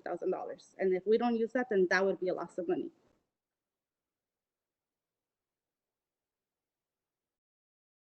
So I think we have, I'm not sure, Mayor Pro Tem, if yours was a motion, but I think we have two motions on the floor. One being to bring this item back. I don't know if you can. I'd like to motion to move forward with the pilot program. Okay, is there a second for that motion? Okay, the second, so that motion dies on the floor. The other motion, and Rick, I think you're gonna have to assist me in this motion. The second one was to bring it back to a separate council meeting. In the meantime, possibly outreaching to our community of Quinn Street, just so we could hear and voice, see the opinion of everybody who lives on that street as it directly impacts them, but bring it back with an educational piece in terms of how a petition would look like. to petition T markings and also the speed bumps. The only thing I would add, Mayor, is the date on which you would want to bring that item back. Just so staff has an understanding about, when they need to get everything ready. Well, since my motion died and I want to continue to express the urgency on this, we should do it as soon as possible. So I push for the next council meeting. How long?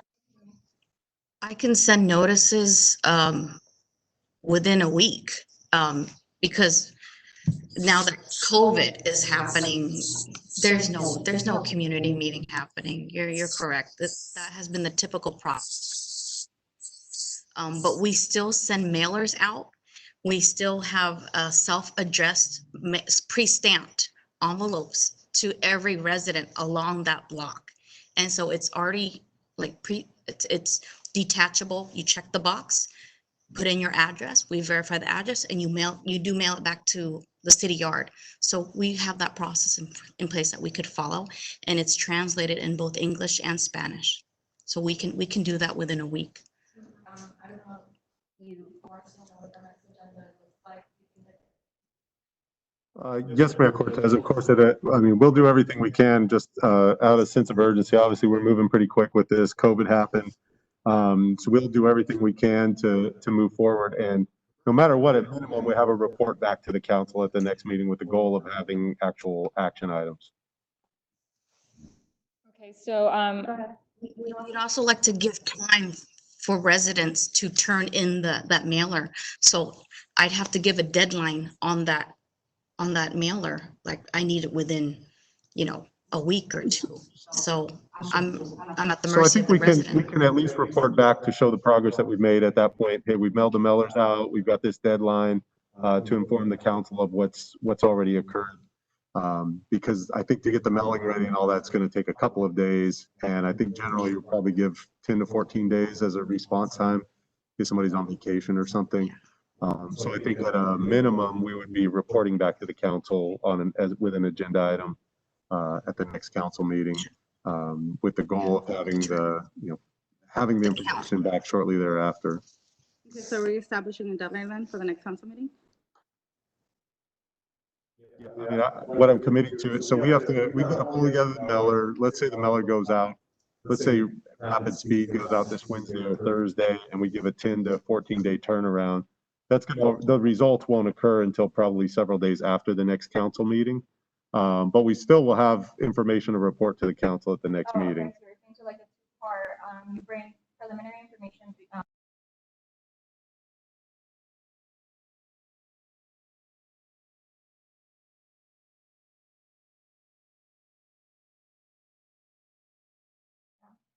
Yes, because most likely, we won't have the results back by the next council meeting, which is 14 days from now. So if we're going to give people 10 to 14 days, that won't happen. But that's again not to get in the way of urgency. It's just not to get in the way also of giving people time to respond. Yeah, I don't want to sound redundant, but it does seem like a waste of time and a waste of money. So we should move with this as quickly as possible. So we'll make this contingent on the results. So again, my motion stands to bring it back at a future council meeting, not specifying the next meeting, just because we have to wait for the results to come in. So would someone second that motion? I'll second your motion. Councilmember Aceituno seconds that motion, and then I'll take it to a roll call. Councilmember Aceituno? Yes. Mayor Pro Tem Flores? Yes. And then yes for myself as well. So that motion carries. Thank you. Moving on to item number 17, City Manager. Thanks again, Mayor Cortez. This item is a discussion item that was brought at the request of a community organization covering 3 basic topics: 1, eviction moratorium; 2, rent control; and 3, homeland security agreement. And so I just want to talk on the eviction moratorium, and there was some public comment today on that item. So back in March, April timeframe, there was eviction moratorium that was approved by LA County. It does cover the incorporated parts of LA County, which includes the city of Bell Gardens. Currently, it's in place until June 30th. It could be extended beyond that. The county did extend it from its original ending date, which was in May. And the moratorium, just as a couple bullet points, it does ban on evictions for non-payment of rent if the tenant says that they're financially impacted by the health emergency. And they do that through a self-certification about their inability to pay rent, and the landlord has to accept that. So pretty lenient on that part of it. It does not allow no fault reasons such as owner relative movement or Ellis Act evictions. It doesn't allow evictions for violations due to additional occupants, pets, or nuisance related to COVID-19. Also, it does have a 12-month moratorium. After the moratorium ends, it has a 12-month payback period. Landlords can't impose any interest charges or late fees for unpaid rent during the moratorium period. These are just some of the bullet points there. Payment plans, are encouraged, not required.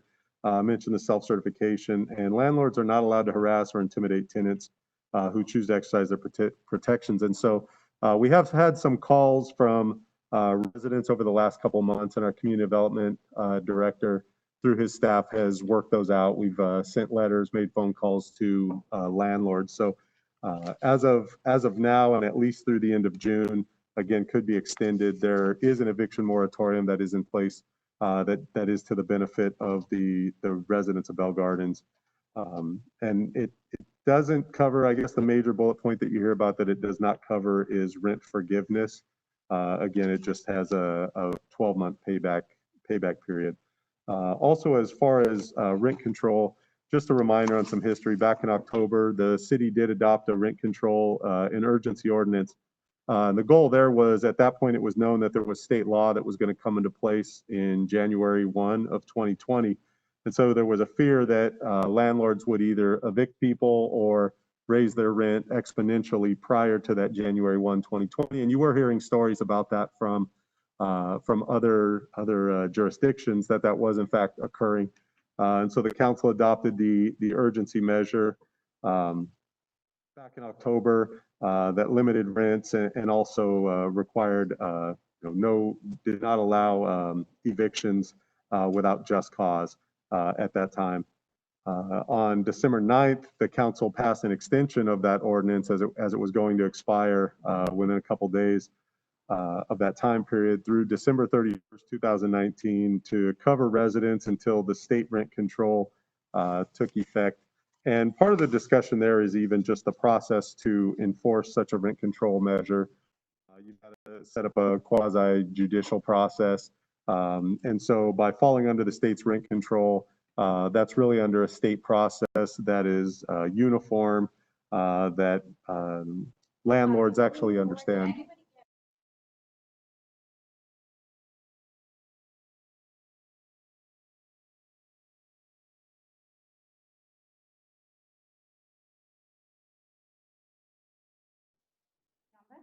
Yes, Councilmember Barsana, just to make sure you're back in the meeting, correct? Again, please. Yeah, he's on. Sorry, Councilmember Barsana, we're just making sure that you were on listening to the meeting. Sorry, it's just since we excluded you from the previous item, but you were on listening mode only. I'm back on the meeting. Thank you so much. Thank you. Thank you, Mayor Pro Tem. That was a good point. I wasn't sure myself. No, I appreciate it. And so, again, just from an administrative perspective, we don't have a judiciary quasi-judicial process set up. And so, by falling under this Tenant Protection Act, the residents of Bell Gardens are covered under a rent control ordinance. Again, there are varying flavors of the degree to which these different ordinances apply, and so the residents currently are under a pretty broad umbrella as far as the state for rent control, which is pretty well understood by the landlord community out there, and also among renter advocacy groups. And then as far as the eviction moratorium, the county's eviction moratorium is one of the more expansive eviction moratoriums with the 12-month payback period. So there's some benefit there. Also, as far as a third item that was requested by the community group, just for clarification, back in April of 2018, so that's about a year and 2 months ago or so, the council approved an MOU between Homeland Security and the city. It was not for deportation of residents or anything of that nature. It was cooperate for suppression of criminal street gangs that could be operating within the city of Bell Gardens. And it was to cover any overtime, which could have potentially been reimbursed to the city. The city never did actually do any work on the program and never actually did any reimbursement. And in January, the police chief letter to the Department of Homeland Security to go ahead and withdraw from that agreement just because of the confusion that it was causing and an insignificant. There have been reports of ICE activity in Bell Gardens that we've reported on. We've done press releases before. As our city attorney said earlier, they're not in coordination with the police department or with city staff. We've also put information out there with links for immigrant advocacy groups, et cetera, that can help with residents. And I think there's been some individual council member efforts on that part as well. So with that, that concludes the report that was generally meant to address the issues that were brought up by the community group and also some of the comments that you heard earlier today. Thank you, City Manager. At this point, I'll open it up for council member comments, and I'll take it on a roll call. Council Member Barcena, do you have any questions, I'm sorry, or concerns with regards to this item? Thank you. Thank you. I want to thank the city manager for putting this report together, and I want to express my feeling of understanding in regards to this item about ICE. But at the same time, I want to tell our community that at least myself as a council member, I am right here for you, especially when it comes to immigrant issues. I am an immigrant myself. I came here when I was 10 years old, so I had to adapt to this world because it's basically another world. And I understand the discrimination that goes on when somebody comes here. And I was lucky enough to never be deported as an illegal immigrant. And I oppose any involvement with ICE. So my understanding of this particular agreement that was in place was that it was not being used for any deportations. If somebody else has a different perspective and you feel that there is something that we need to look at, please let me know, because I'm willing to take any time needed to make sure we get to the bottom of a concern of this nature. I have heard about this particular issue. They have brought it up to me several times, but no one has come to me personally and said, read here, this is saying that you are agreeing to have deportations in your city. I would never allow anything like that to happen here in the city of Bell Gardens. And I hope that you are cautious when somebody tells you otherwise. And if it is true, then by all means, we need to get to the bottom of it, because like I said, I'm here to protect the immigrant community because I am the immigrant community. So I want everyone to know that I'm standing by your side when it comes to issues like these, and I don't take it lightly. So thank you for everyone that showed your concerns, but please keep my number in your phone, because you can call me and I will be ready to take action if that is what's needed. That's my comment. Thank you. Thank you, Council Member Barcena. Council Member Aceituno? I have no comments. I think our city manager said it. Thank you, Council Member Aceituno. He mentioned that he doesn't have any comments. Mayor Pro Tem Flores? Yeah, first of all, thank you so much, Mike, for clarifying those details to our community. I know that they did have a question for the chief, so I know, Chief, I'm going to go ahead and ask that question on behalf of them that they just texted me.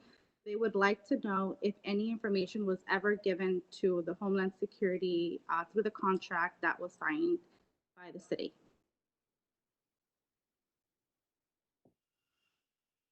No, ma'am. We never reached out to ICE after the contract. We were able to, us and another police department were able to solve the case prior to even having to reach out to ICE. The only reason why I would, and that contract lies at my desk. I brought that to you guys, and I strongly requested the ability to be able to use funds because these investigations sometimes can go on for years and be very expensive. It was for no deportation. It was for the investigation into violent street gangs and potential, or not potential, and taxing of local businesses. It was done to protect our community, not to deport our community. We never utilized any funds. We never reached out to ICE on that contract, and due to the fact that we didn't need to, and the fact that it was causing concern, I wrote a letter and got out of the contract. I stand by the fact that we signed that contract based on the amount of money it could have cost us and the potential violence that could have come of those individuals in that case. But it had nothing to do with deportations, and I've given no information, nor has anybody in my department given any information to ICE to come to our city and look for anybody or to do anything. Also, an additional sentiment that a lot of deportations occurred while the contract was in fact valid and right after its cancellation. Can you please inform the community how and why that is? And if it was just a coincidence, please let them know that. I would like to hear it from you. I'm not sure I fully understand the question, but I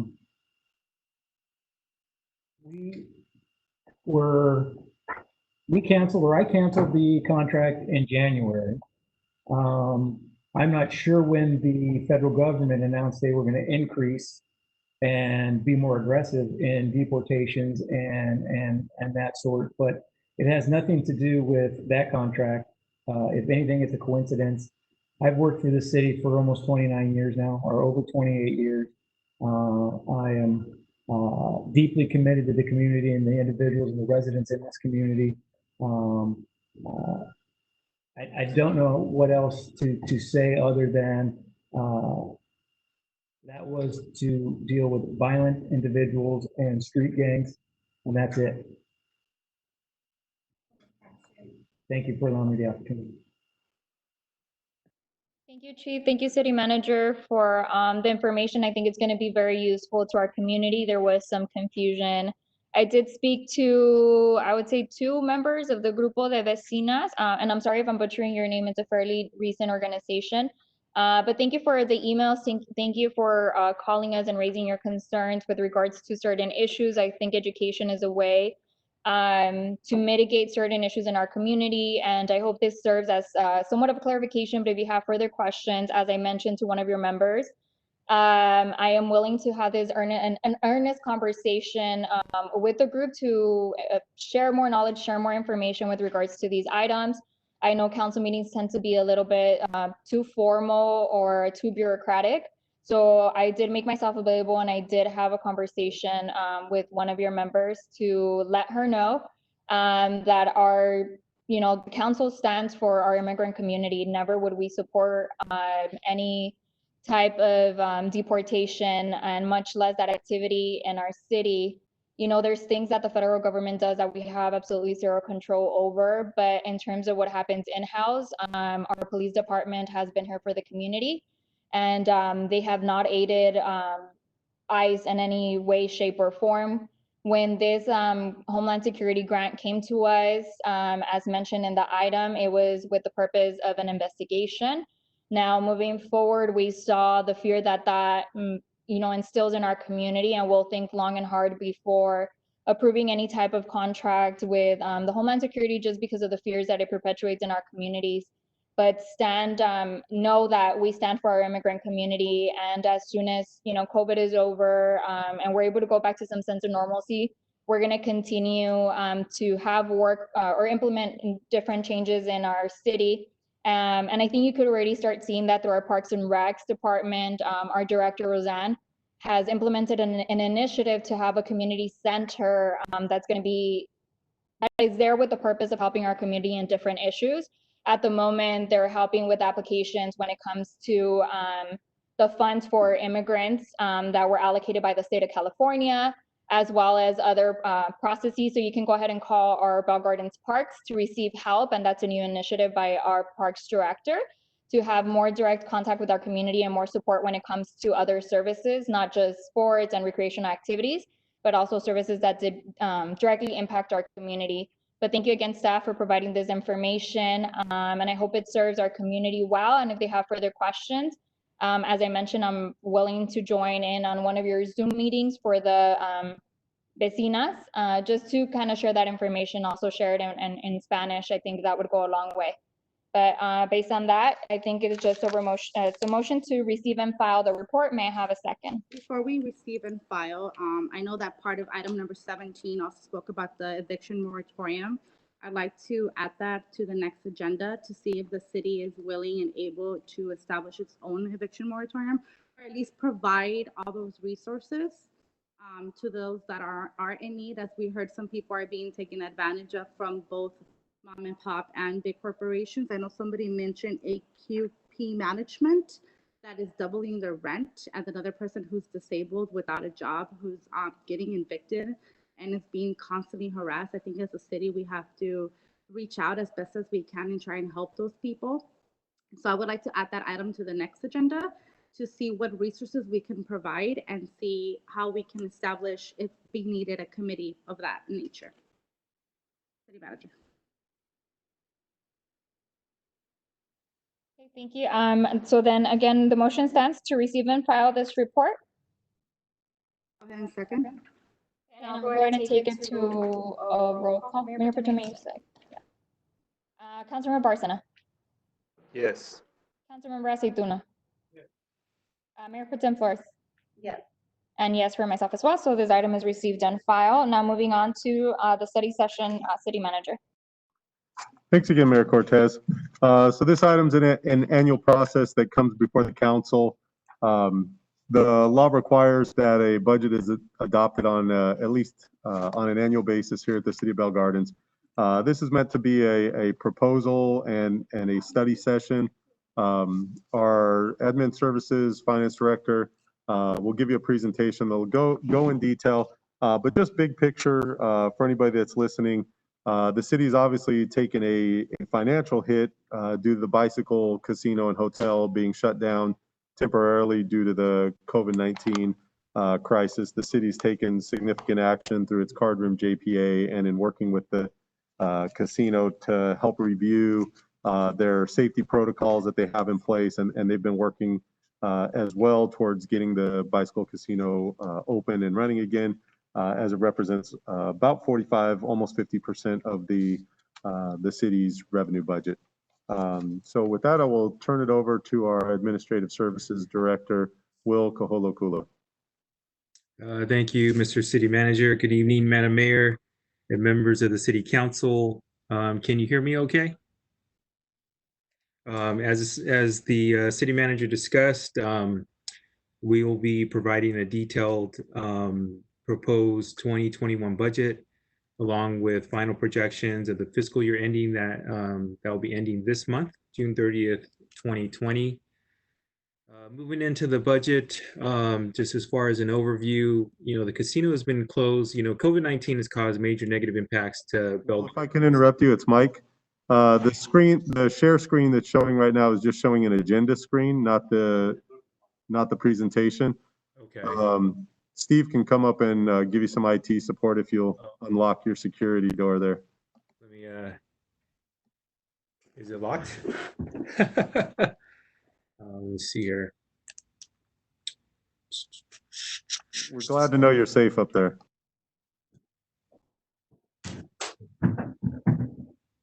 Oh, that's that.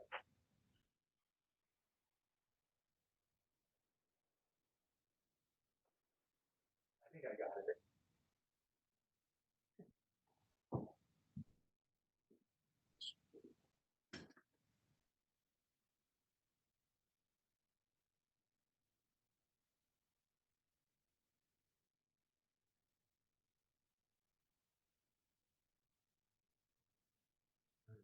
Let's go this way.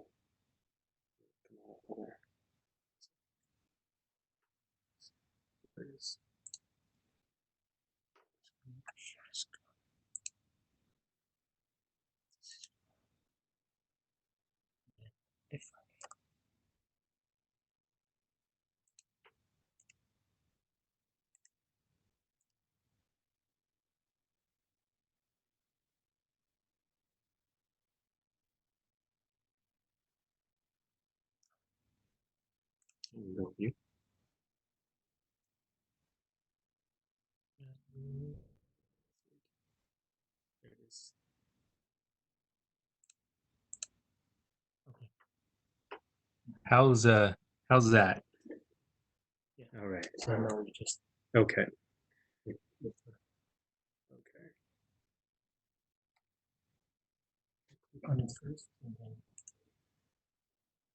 Okay, so as the city council knows, COVID-19 has caused major negative impacts to Bell Gardens finances.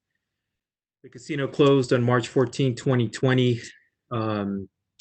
During our mid-year projection for 1920, the casino was doing really well. It was looking at setting another record year. At mid-year, we were looking at a $738,000 surplus. With the casino closing on March 14th, that surplus flipped to a projected deficit of 3.3 million. For next fiscal year 2021, casino revenue is projected to be lower by nearly 6 million from the prior budget. And the fiscal 2021 budget is projected to have a multi-million-dollar surplus, along with the water fund continues to run a deficit. So looking at this fiscal year that will be ending on June 30th, 2020, at the end of this month. At the beginning of the fiscal year, we were projecting a $40,000 surplus. When we moved into the mid-year projection, as mentioned earlier, it was a $738,000 surplus. And then as we're about to finish this year, we're projecting a $3.3 million surplus, primarily led by the closure of the casino. So here's just kind of analysis of what happened to us at the end of the year. On number 3, due to the closure of the casino on March 14th, 2020, the city will be losing about $4.1 million in casino revenue. Other revenues took a major hit as well. Our hotel taxes are down from budget by $168,000. Sales tax is under budget by $161,000, leading to the $3.3 million deficit for this fiscal year that ends on June 30th, 2020. This is the fund balance that the city has projected at the end of this fiscal year. Assigned fund balance is basically the spendable fund balance that is available. Non-spendable fund balance is fund balance, but it's not in a spendable form. So total assigned fund balance at the end of this fiscal year is 14 million, which is broken down into different buckets. On this page, you can see on the left, you can see where the assigned fund balance is, what it's assigned for. 3.3 million is assigned for contingencies, similar to what we're going through right now. 7 million is assigned for post-employment benefits. We have a major liability. This is a portion that's assigned to that liability. 3.2 million for employee leave time that will be paid out, and interfund loans. And then on the other side, we have the non-spendable fund balance, with a large portion of it being from the water fund. The water fund owes the general fund. So moving on into this next fiscal year 2021. So as we mentioned, COVID-19 has created a major crisis, financial crisis. When we initially did the estimates, the initial budget request showed a huge deficit in the general fund. Staff contemplated and took steps to identify additional revenue, which we'll talk about, and reductions in expenditures to lower that deficit. So after implementing those steps, the general fund has a projected deficit of $2,856,000. Here's the deficit. Here's the revenues, expenditures, and the projected deficit for 2021. Revenues of almost $28 million, and expenditures of $30,770,000 for for the deficit of $2,856,000. So on this page are the assumptions and the steps that were taken to reduce the initial large deficit to the current deficit that we're looking at right now. So on the revenue side, the city has the sales tax measure on the November ballot. If that measure passes, the 0.75% additional in sales tax, if that measure passes for this next fiscal year, the city will recognize about $500,000. A full year of that sales tax is probably over $2 million. The one good thing about the sales tax, if it does pass, is that this money will go directly to the city of Bell Gardens, and it will ensure that any additional sales tax stays local. There's 0.75% left that's available for sales tax. The county has taken 0.25% of that with Measure H.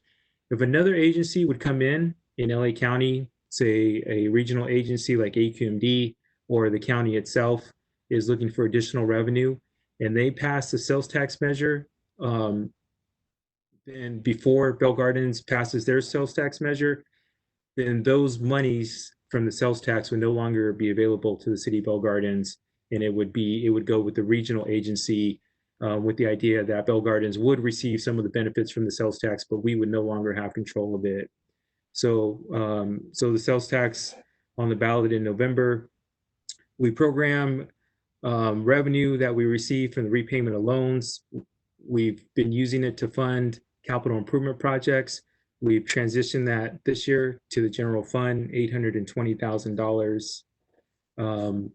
There's a fee study that is currently going on that will be presented to council at the next council meeting. If those recommendations are adopted, there's available additional revenue of $250,000.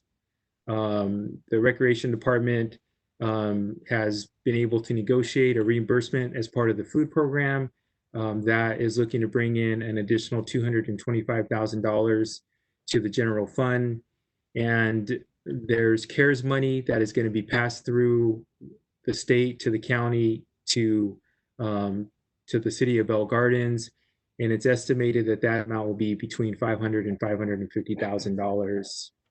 On the expenditure side, there have been some temporarily defunding multiple positions, which we'll talk about when we look at personnel services. That was a savings of $780,000. The funding of our code enforcement, we're going to shift a little bit of that. We're going to shift 75% of that to CDBG funds, and that will save $168,000. We're going to reduce the recreation and so due to COVID-19, recreation and community services program has been reduced. So that will be a savings of $624,000. And then there was additional citywide expenditures of $422,000. So total cuts from the original adopted budget was $4,339,000. So with the projected deficit of $2,856,000, our fund balance on the assigned side will be reduced from about $14 million to about $10.5 million. And then on the non-spendable side, it will increase to $4.2 million due to the deficit in the water fund, which will need to borrow more money from the general fund to fund the deficit. And then here's the breakdown of the assigned fund balance. So we moved $200,000 to the assigned to contingencies. That brings it to $3.5 million. Post-employment benefits, due to the deficit, the assigned money will be reduced to about $3.5 million as well. The money set aside, assigned to the employees' compensated absences will be about $3.2 million. And then we have the interfund loans that should be paid back on a short-term basis of $326,000. So that is that's the high-level view of what's going on for the general fund for this next fiscal year. Now we'll move into the details of what's been going on with our revenues and our expenditures in the general fund. So beginning with the revenues, here's just the various descriptions of the revenues that the city receives.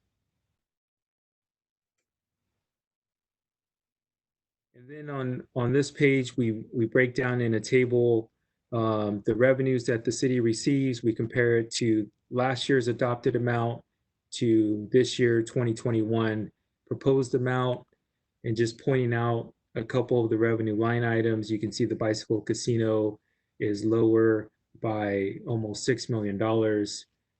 You know, definitely driven by COVID-19. The hotel visitor tax is down by $270,000 due to COVID-19. Sales tax is also down by $222,000. In the green highlighted, we have the new revenue sources, the CARES Act money, the add-on sales tax, the loan repayments, and the food program. And on the right, we have kind of explanations what is driving the change of the revenues. On this page, we just show the composition of our revenues. The items in blue are our top 5 revenues that make up 79%. At the bottom, you can see the bicycle casino is now down below 30%. Prior to the closure, the percentage of general fund revenue was over 40%, almost as high as 45%.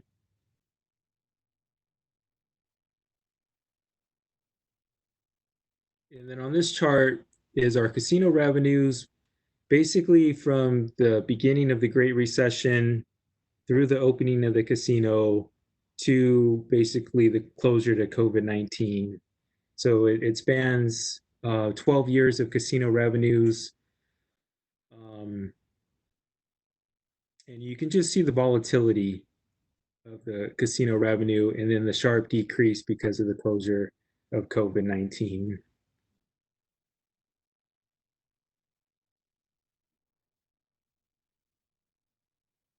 And then on this chart is the casino revenue by month from July 2018 through our projection of June 2021.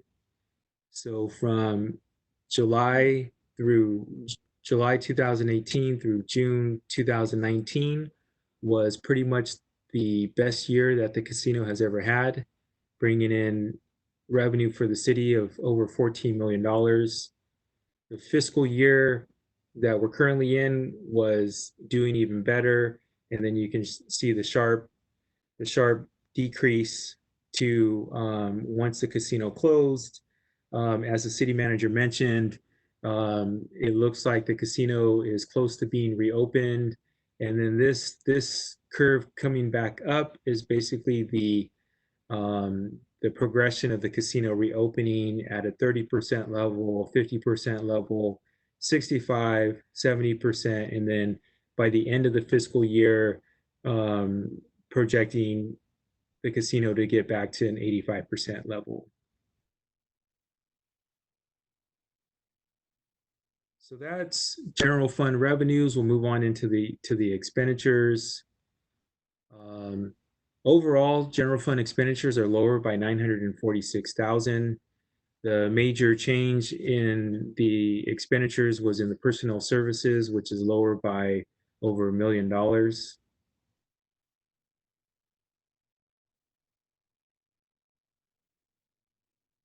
this page, you can see the composition of general fund revenues. Personnel services makes up 69% of the revenue. Contractual services is 24%. So those two put together make up over 93% of general fund revenues.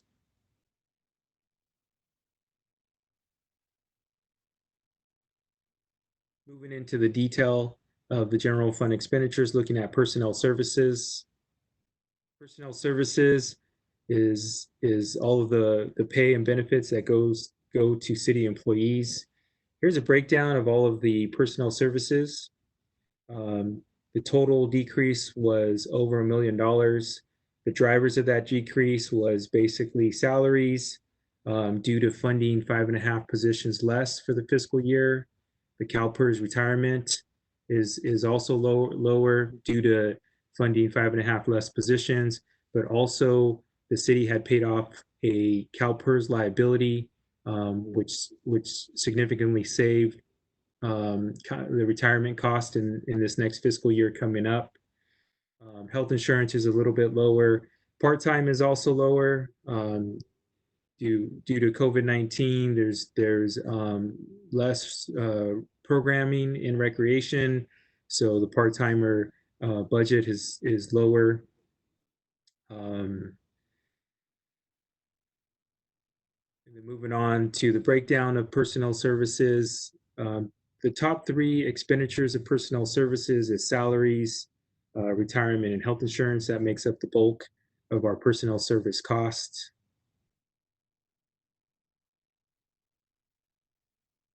And then here's a history of funded full-time positions by department.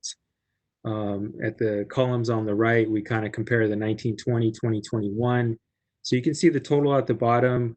We're going basically from 140 positions this fiscal year that's ending to 136 36 positions moving into the next fiscal year. The changes were in the city manager's office, reduced by 1 position.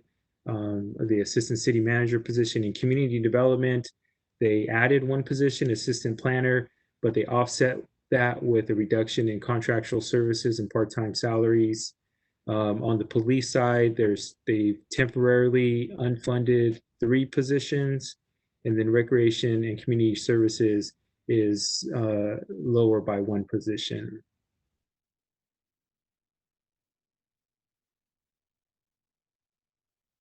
So looking at general fund overtime by department, so in total, we're projecting at 1920, we're projecting overtime of almost 1.3 million. In 2021, the budgeted amount is about $1 million. There are some notes that, especially in the police department, that a portion of this overtime will be reimbursed. Probably more than what is noted on the slide due to the amount of money, the amount of overtime that will be reimbursed by FEMA.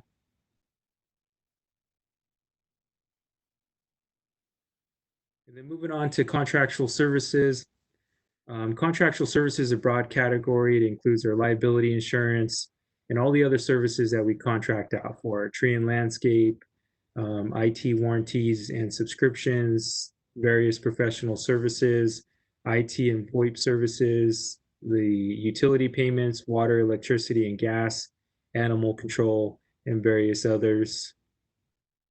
So contractual services decreased by $283,000. Some of the major contractual expenditures, the biggest being our JPI liability insurance of 1.5 million, attorney services, $750,000. That's made up of not only our city attorney, but also our city prosecutor, as well as specialized attorney services.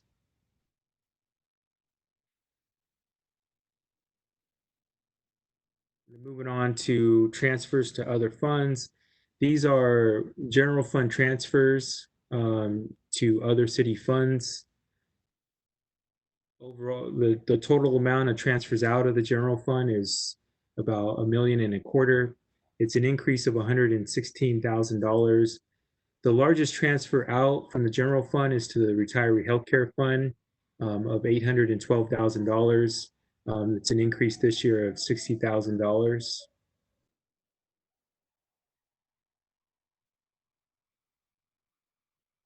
Capital outlay, these are the larger expenditures to acquire and improve long-term assets. Examples include vehicles, equipment, furniture, IT hardware and software, and facility improvements. The total budget this year for capital outlay is $413,000. It's an increase of $365,000. If the city council remembers, in the prior year, all non-mandated capital outlay budget requests were frozen. So the amount budgeted last year was very minimal. And then the capital outlay budget for this year, there's $250,000 for ADA recreation facility improvements, $93,000 for the IT infrastructure, $48,000 for the Ford Park Cistern project, and $22,000 for various city equipment. And moving on to debt service, this is principal and interest payments that the city pays on its debt. The total budget this year is $424,000 or 1.4%. Here is just a table of all of the city's debt. The 2015 lease revenue bonds with the outstanding balance of 5.2 million. This is what the general fund is paying on. There's the compensated leave that employees will be paid when they depart from the city. There's a 2004 water bond that the water utility fund is paying on. And then there's our net pension liability and our retiree healthcare liability. And then another perspective of general fund expenditures is by department. So here's a breakdown of all of the departments and a comparison of their prior year budget to next year's budget. And they're pretty much driven by the changes that we talked about, the reduction in personnel services due to the unfunding of certain full-time positions, as well as the lower CalPERS retirement payment. So, you know, the big ones that stand out are in the police department, it's lower by $634,000. That's due to the temporarily funding less positions. And then in the recreation, you know, due to COVID-19, there's reduced programming and the part-time wages are lower, along with one less funded full-time position.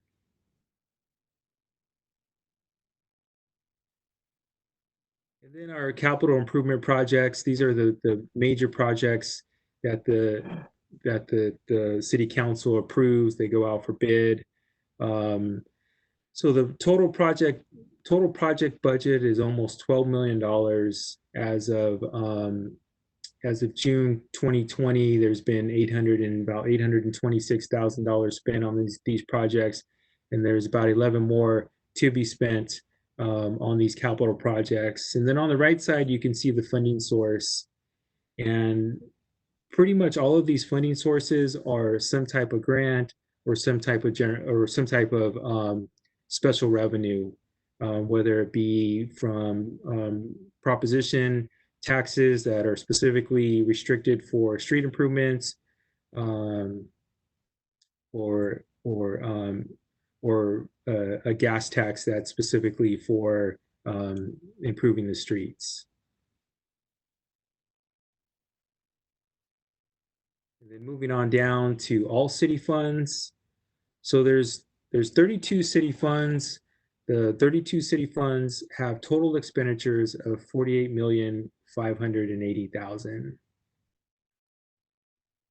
with $30,770,000 of that being from the general fund.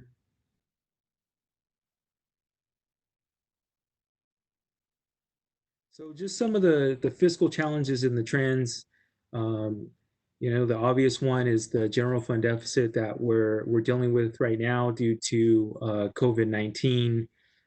Some of the solutions that are on the table to help address this challenge, the general fund challenge, is, you know, there's the sales tax measure on the November ballot. We're looking at fees that are charged by the city. We're currently in labor negotiations, and there's a signed fund balance that has been built up. We've seen the issue with the casino revenue. We have a retiree healthcare liability. You know, we have been looking at making long-term changes to the retiree healthcare benefit. There is a trust that has been established to fund that liability. And just really the next step is to start identifying a funding source to start funding that trust account. Capital replacement is a challenge. We do have a funding source. And then the water utility deficit is continuing to run deficits. There is a water rate study that is in progress, along with there is excess water rights that the city owns that is out for bid to be leased to bring in additional revenue to the water utility. So in summary and conclusion, the general fund budget has a deficit of $2,856,000. Revenues are lower by 3.8 million due to COVID-19, driven by the casino revenue, sales tax, and hotel taxes. Steps were taken to reduce the initial general fund deficit. Certain full-time positions were not funded and additional resources were identified. The general fund does have a assigned fund balance at the end of the fiscal year. 3.5 million will be assigned for contingencies, and there will be assigned fund balance for retiree healthcare and employee leave liability of about 7 million. And then in addition to the current deficit that we're dealing with right now, there are other fiscal challenges in the short term, our water utility deficit, and in the long term, trying to find some funding for retiree healthcare. And then all city funds has a total proposed budget of $48,580,000. So next steps for our budget, the plan is to bring the budget back on June 22nd and ask the city council to adopt the budget. The city needs to adopt a budget by June 30th, 2020. We'll continue to move forward with solutions to the fiscal challenges, including the water rate study, examining user fees, and the 0.75% sales tax measure. We'll closely monitor the casino revenues projection by monthly comparing the actual receipts to the projections. We'll continue labor negotiations with employee groups to hopefully reach agreements that will lessen the impact to city reserves. And then we'll develop contingency plans to implement for major variances in projections. So that concludes my presentation. I could take any questions that you may have. Hopefully you heard it okay. Thank you, Will. Yes, we were able to hear quite well. At this point, I'll go ahead and open for questions or comments from the City Council. Just go ahead and jump in there.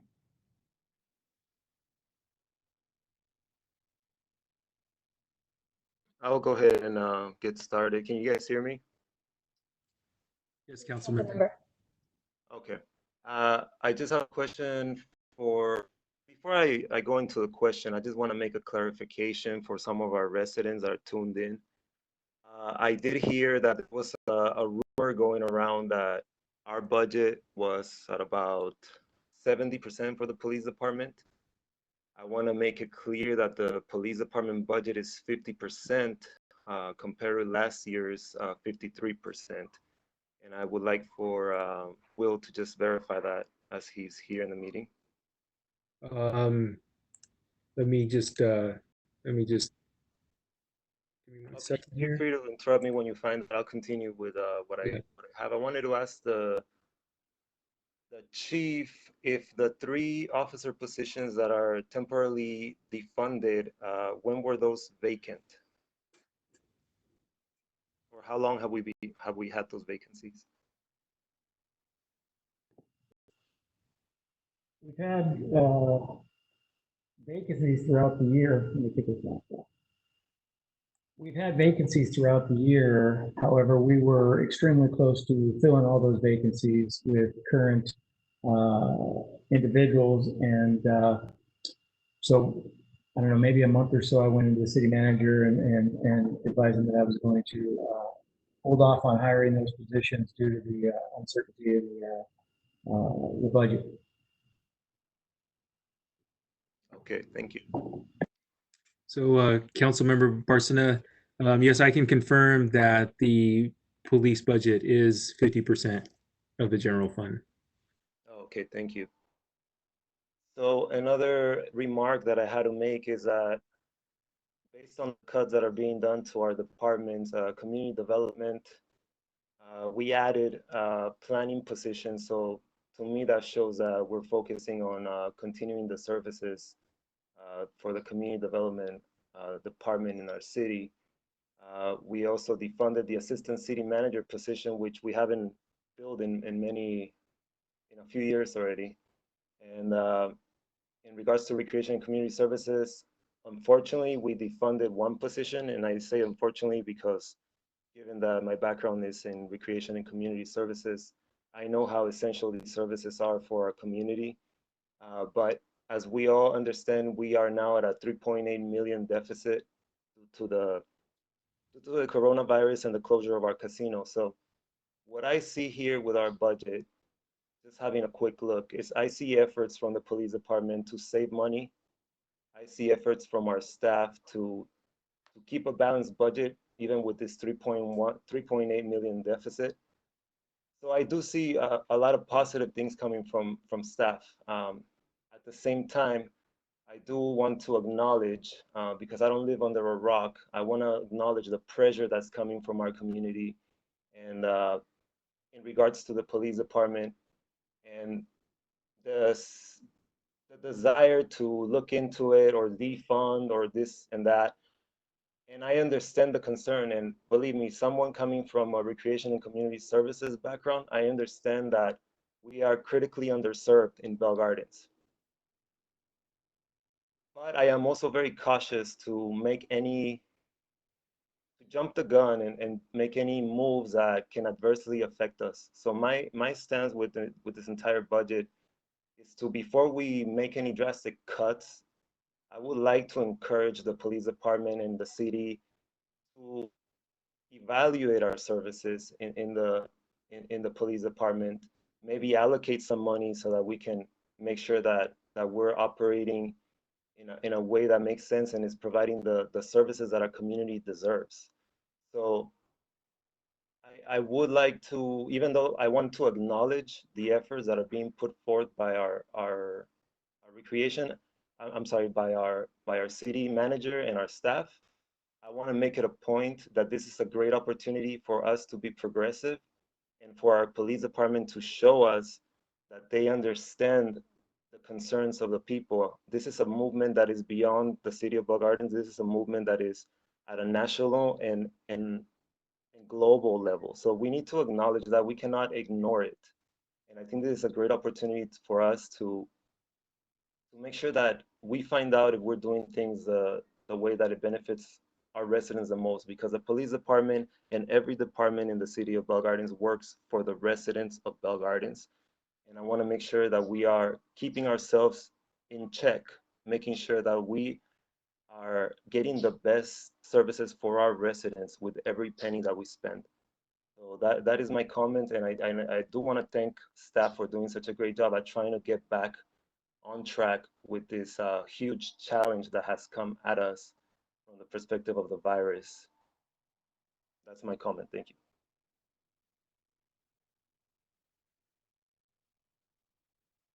First of all, thank you, Will, for putting this very thorough budget together. But I do have a question for you. The 50% that's being allocated towards our PD, it's 50% for our coming fiscal year, correct? What was That's it? What correct. was it last year? I'm sorry, what was it this last fiscal year? And what was it last year? I know the last year it's always been very close to around 50%. What was it last year? I don't know off the top of my head. It was very give or take. It's always been right around that number. Okay, that's fine. What I have here is a list of 23 recreational programs that are to be defunded because of the COVID-19, because we can't gather. There's a lot of stuff that we can do, like leagues and sports and things of that nature. The Miss Bell Gardens pageant would be canceled. The 5K would be canceled. A lot of important recreational and community events will be canceled. I do, however, think that this is the time that we should take advantage of the pandemic into restructuring the budget so that although as the COVID continues to move forward in the rehabilitation of the city, we should make sure that money is being allocated back into the community. Looking at the percentile, well, off the top of your head, you said it was 7% for the Parks and Rec? Let me see here. So recreation is 7.3%. Yeah, so that's still very little. I know that we reviewed this, and at the time it seemed like it was okay, but now that, you know, given the situations that have come about, I no longer believe that this is a decent budget and that we should come back with something that is more favorable to the community. And taking consideration that maybe by November or December, we can have a Misspell Gardens pageant, or we can have a 5K, or we can have summer movies with, you know, social distancing. I know that there's a way that we can do that, and I feel that we should put more than 7% back into our community. So my motion would be to table this budget and come back with a restructured budget. Mayor Pro Tem, just for clarification, this is just a receive and file based on the direction. The budget will be brought to you a second time at the next council meeting. So today is just receive and file. I'm the aware, direction. but I'm giving direction that we should come back with a better budget. No, they will. So it's, the recommendation is to give your recommendations to staff, and then they'll bring it back with So your that is my recommendations. recommendation. Okay. Thank you. Just for confirmation, Mayor Pro Tem, I happen to have fiscal year 1920 general fund budget open. So police was exactly 50% with the adopted budget last fiscal year as well, just to confirm. Thank you, Will. Thank you, City Manager, for this presentation. I know we met before and we already had some conversations with regards to the budget. So I just want to thank you for taking the time of having this in-depth meeting and also just bringing it back again to council. At this point, I'd like to go ahead and move to receive and file this this presentation. Then we'll see the updated budget at the next council meeting. May I have a second? I'll second. Second by Councilmember Aceituno, and then I'll take it to a roll call. And again, this is just to receive and file. Councilmember Barcena. Yes. Councilmember Aceituno. Yes. Mayor Pro Tem Flores. Yeah. And then yes for myself as well. So will go ahead and receive and file.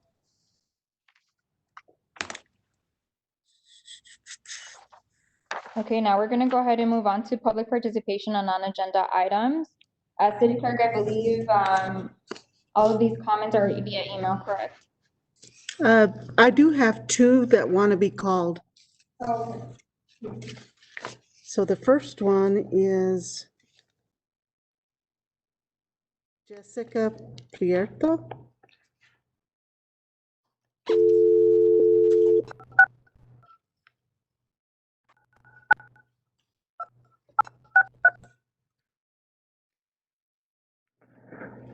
Voy a repetir el mensaje en español al siguiente.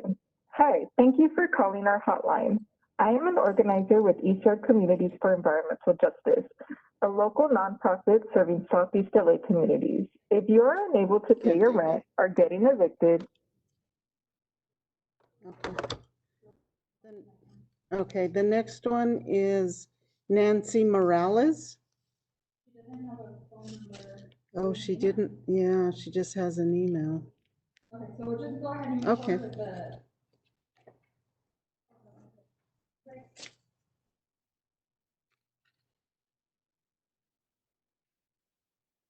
Mr. City Attorney? Yes, someone Yes, it's me. for me? I had a quick question for you. I know that callers were supposed to call ahead of time, but given the situation, they were not able to come through. Is there a way that we can still call them because we're not accepting anybody in here?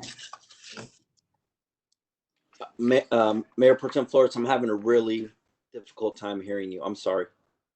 Okay. So the question was, there's a resident who would like to be called. However, they did not send an email. Can we still call them given the situation since we're not allowing any residents in here? So, Mayor Pro Tem Flores, members of the City Council, Madam Mayor, my understanding is that on the agenda for today, it indicated that if a member of the public would like to provide public comment, that they had to submit a request to do so before the meeting. And I'm not sure if the person you're referring to has met that requirement or not. If No. they have met that requirement, then No, we they should- have not. They have not. Okay, so in that case, we wouldn't necessarily need to have them provide public comment. However, that decision would be up to the city council. Okay. So does everybody approve to allow to call somebody who did not send an email?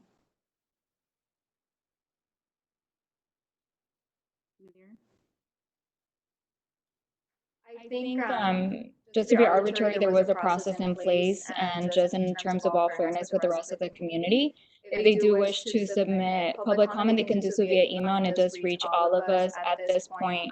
We've been having virtual meetings for a couple of months now. So we'll just make it very clear that if we do continue to have virtual meetings, you do have to call in 1 hour at least prior to the council meeting. So the cutoff would be at 5. Yes, it's somebody. If I may, this is Mark. Councilmember. I would like to point out a resident that actually did submit an email. Her name is Jocelyn, and she said that her number was dialed incorrectly. So I just want to ask the city clerk if she can please check for Jocelyn and try dialing the number again. Councilmember, do you have a correct number? We tried the one that we have. Perhaps you could text it over as opposed to announcing on here. I do have Jocelyn as number 10 on the public comments, but I believe the number we have written is the incorrect one.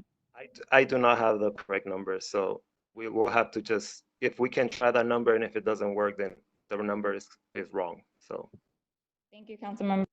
you're welcome. Okay, again, I just want to, Marco, would you be okay with somebody calling in? You know, I think that at this point we have people that have waited and submitted their email on time. I think we need to be fair. So Okay, so City Clerk, can we please try the Jocelyn overall, which is number 10, that number that we have listed, and if not Jocelyn, we apologize. You could go ahead and email in your comment, and we'll go ahead and distribute it to the rest of the city council. I have the number here. Oh, you do? Okay, Marco, text it to me. Okay, it's I'll text it to you. Oh, yes, please, thank you. I'll send it to you. So while we wait for that message to come in, I'll go ahead and read the rest of the emails that were submitted.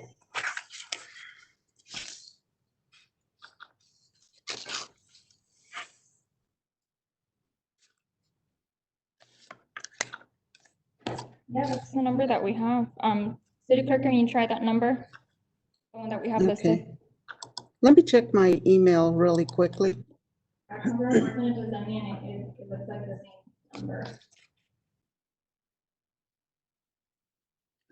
Okay, let me try this number and see if it's the correct one. Yeah, let me try this new number.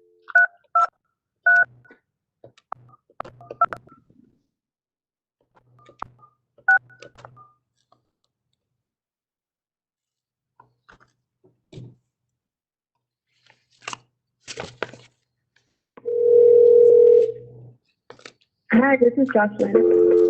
Hi, Jocelyn. This is Jane Halstead with the City of Bell Gardens. Hello. Hi, you wanted to speak and make some comments? Yeah, I believe they're dialing me right now. I'm doing that for them. If Okay. you want to state your name and proceed with your comments. Yeah, of course. Hi, this is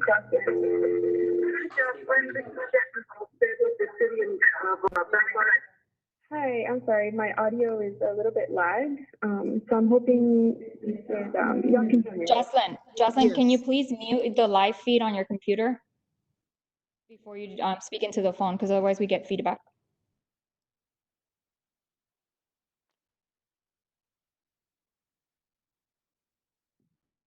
I hope it comes through.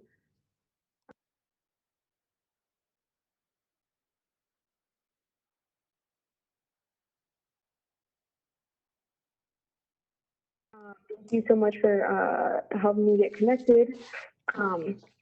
I really wanted to speak not only to show support on the fact that we need to support our tenants. This is support that we needed before COVID, and we need it now.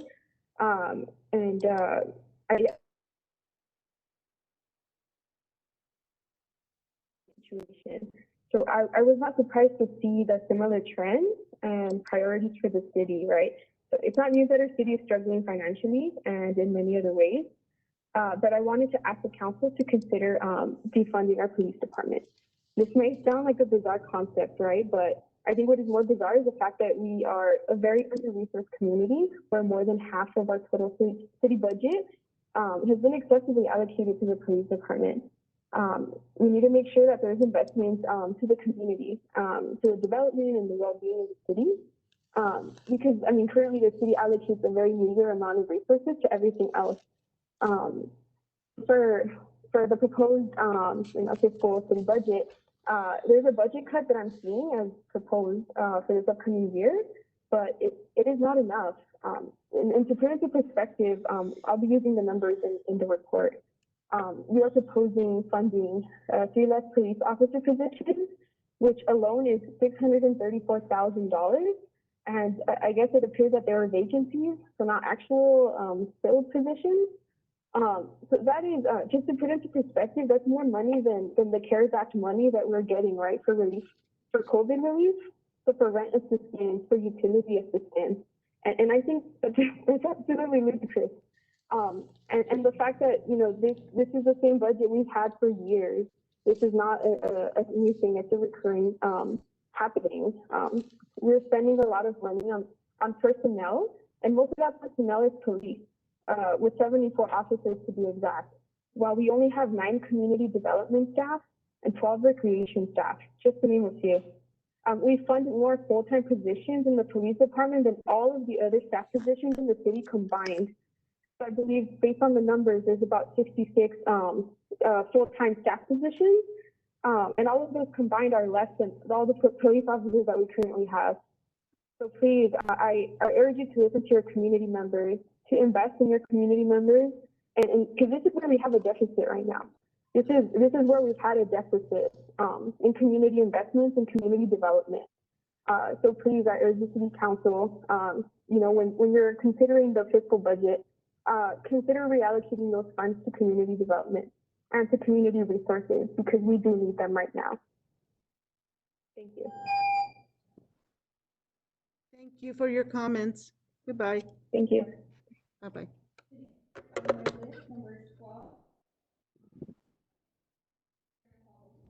Yes. I'll go ahead with the first one is Christopher Leon.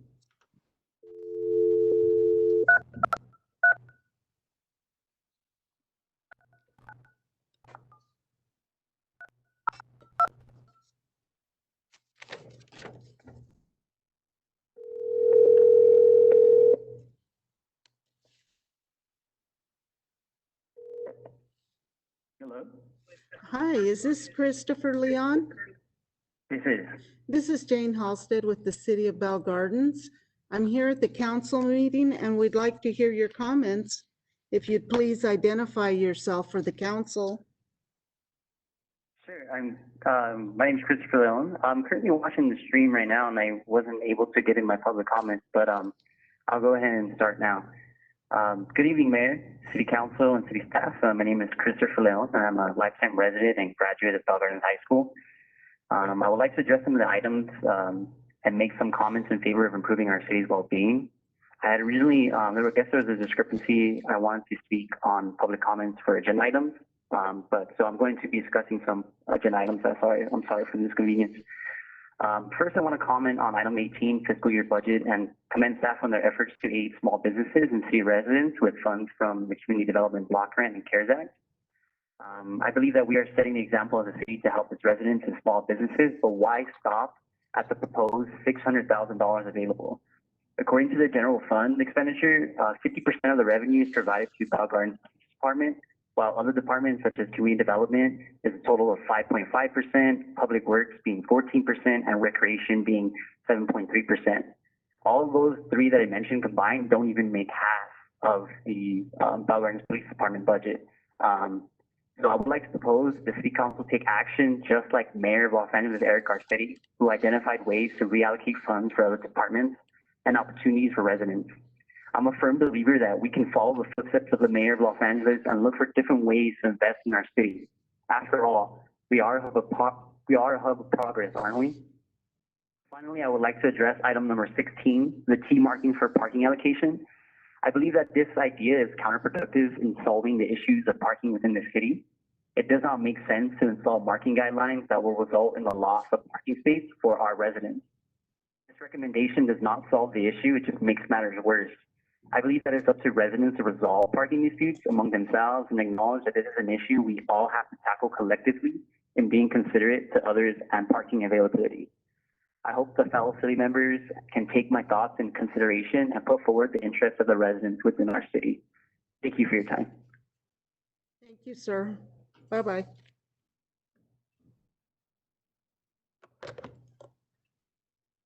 And then the final one to be called is Juan Panegua.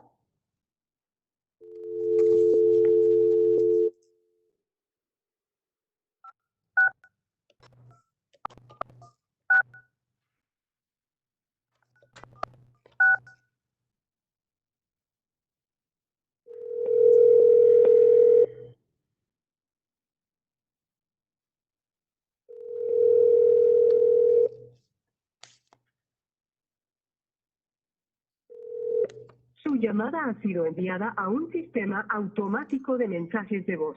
Okay, so we're going to go ahead and move on to the email comments that were submitted. This one's from Erika Villegas. Hi, my name is. Quick, I don't want to interrupt you.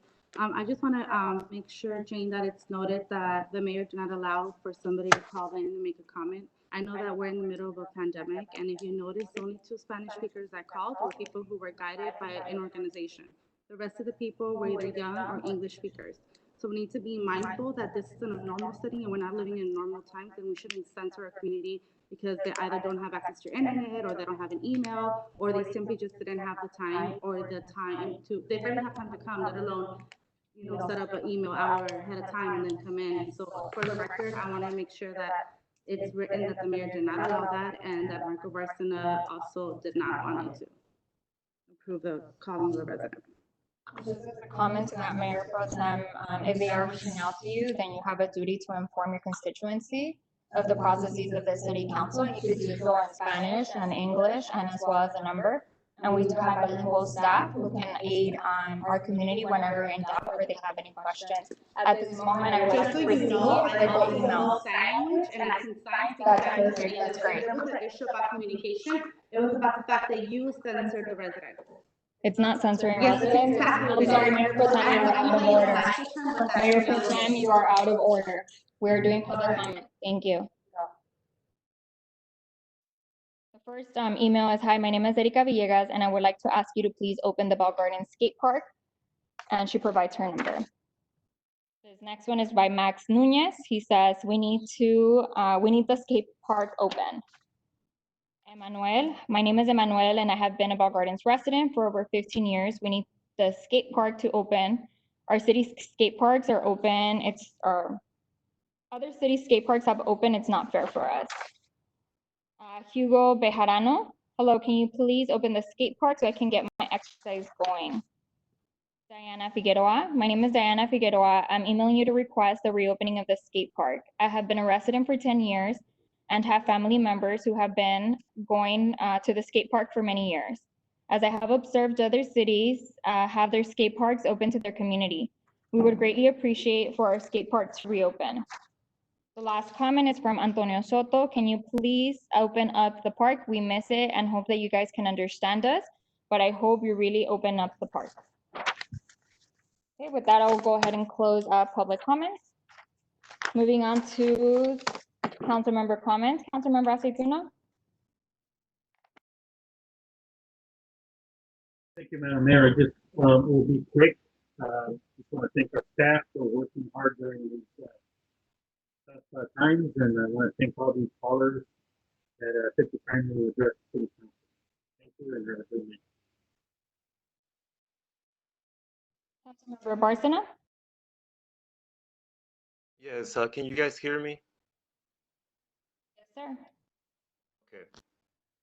I want to mention something that, I'm not a fan of staying quiet when important issues come up. And right now we're dealing with, not with a new issue, but with an issue that has been put on the spotlight that has taken over our our perception because for whatever reason over the years people have been ignoring the problem of racism.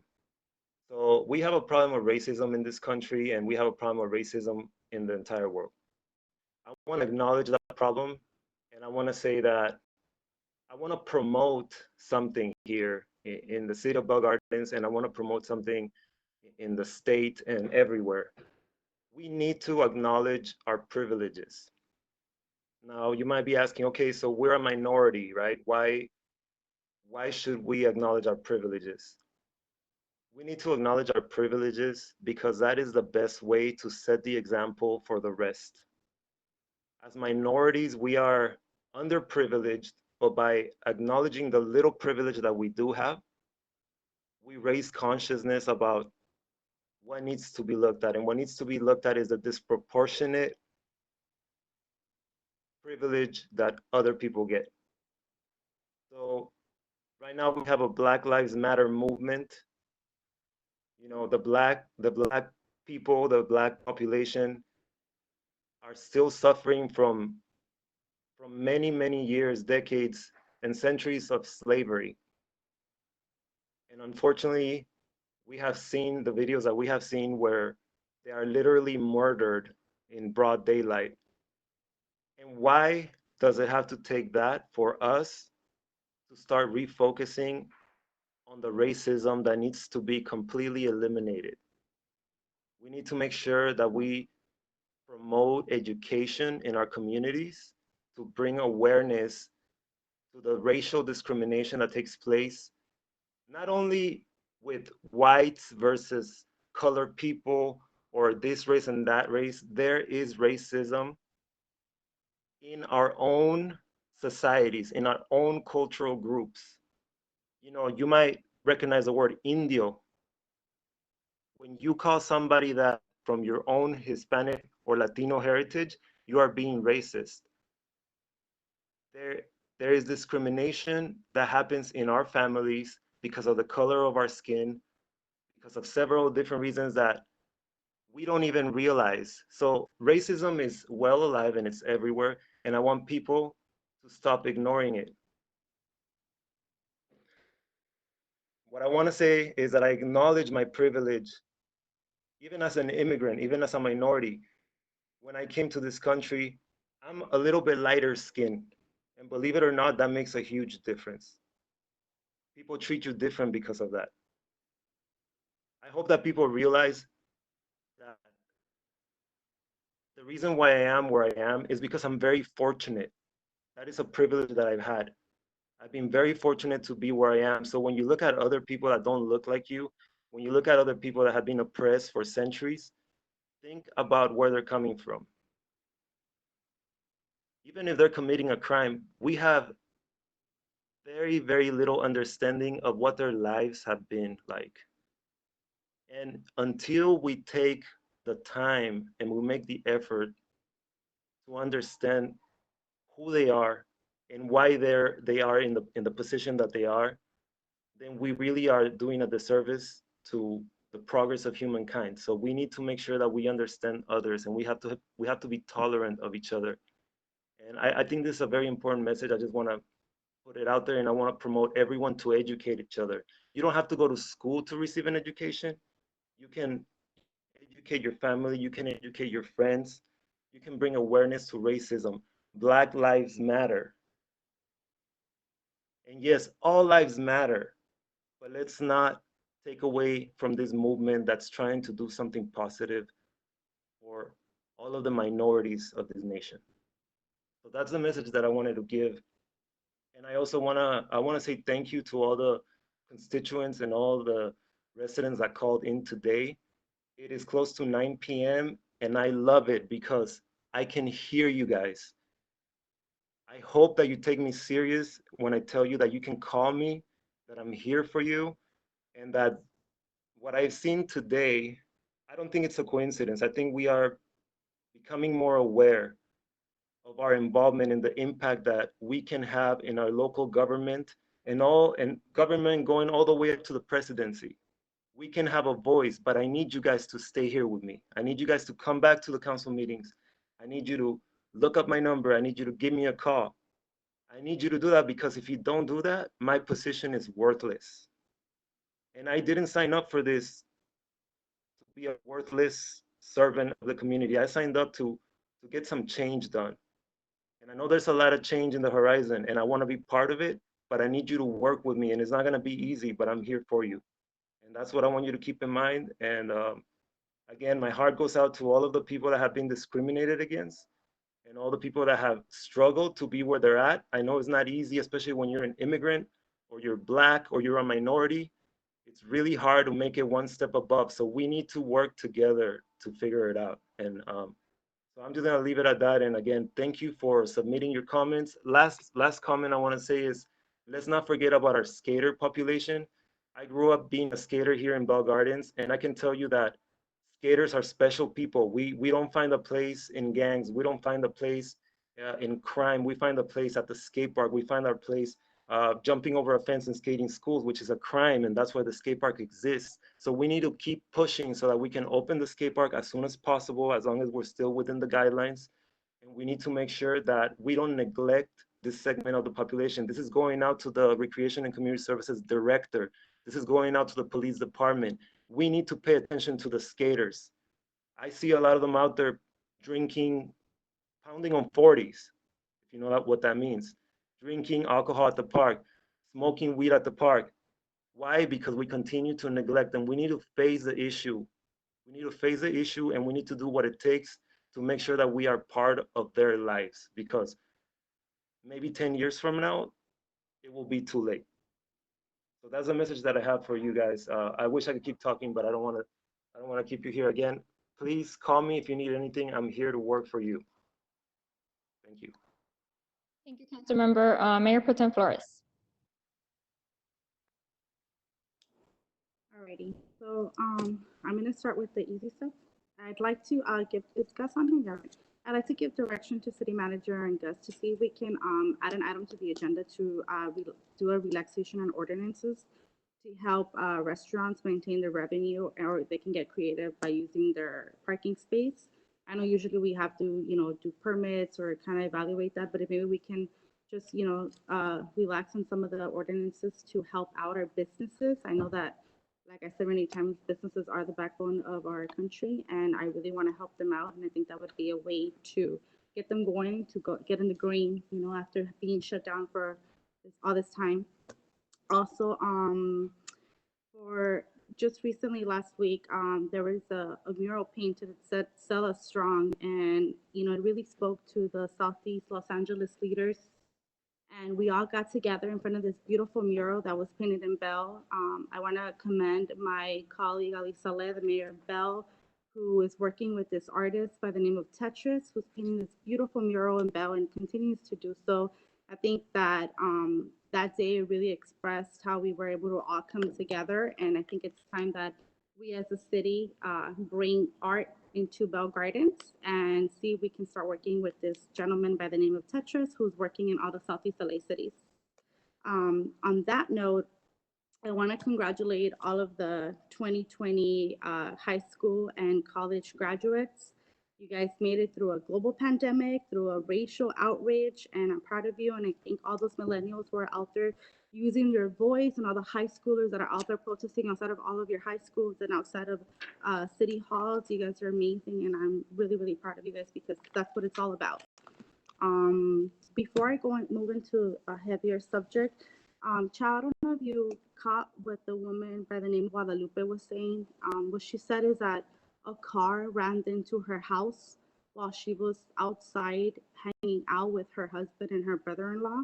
The car was speeding, and I guess it hit both of the cars that were parked, and this, I guess, the impact was slowed down there, but it was still able to hit her. And now she's been at home, not unable to walk or work, her or her husband. And she's requesting that a speed bump or a stop sign or any sort of speed reducer be implemented as soon as possible. I know that there's a process, but if we can in the meantime put I don't know, cones there to, or anything that between you and the police department that you guys can figure out, that would be a speed reducer, because that was the second vehicle that crashed into her home. So obviously if that seems like a problem, if two cars hit your home, it's not a very common, thing that occurs. So we can help her out with that. I'll give her information to Mike. I know the chief also has it. And then moving on to the most important and delicate subject, I want to condemn the murder of George Floyd. That was the most atrocious video that I've ever seen. And when I heard Mr. Floyd call out for his mom, I saw this meme. It said all mothers were summoned, and I also was summoned, not just as a mother and as an elected official, but also as a member of the League of California Cities. I sit on the President's Board for Public Safety.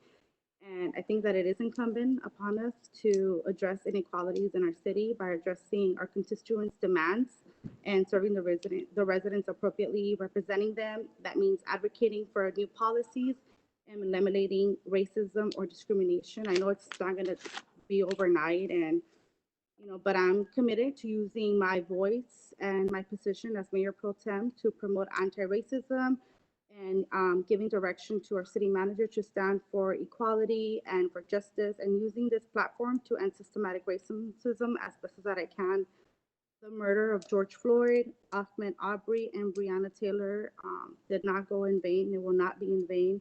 That is why today I am calling on our city manager to include diversity in our next hire. I know it's far in the future, but whenever that is, to look into, practicing diversity within our community. Along with our police personnel, Mike, if you are able to direct all of our police staff to attend a sensitivity training whenever the funds permit. And also, well, actually, no, as soon as we can. That's something worth spending money on, sensitivity training for everybody. And also, I'd like to add an item to the agenda to review the policy for police practices and metrics when it comes to apprehending, and add another item to the agenda to create a police oversight committee.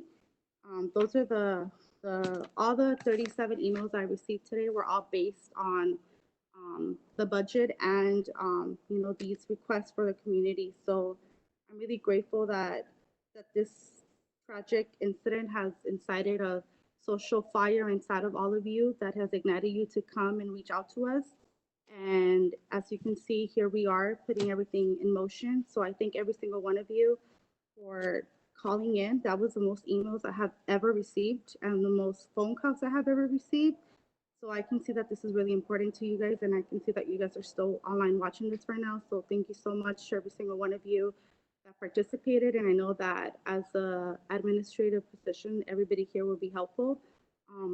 I don't want to steer away, but I do want to give a small shout out to our Police Officers Association, who as soon as this murder happened, they were one of the first ones who posted online that was an injustice. And it said, nobody else hates police officers more than a bad officer. And nobody else had done that, but BG had done it first.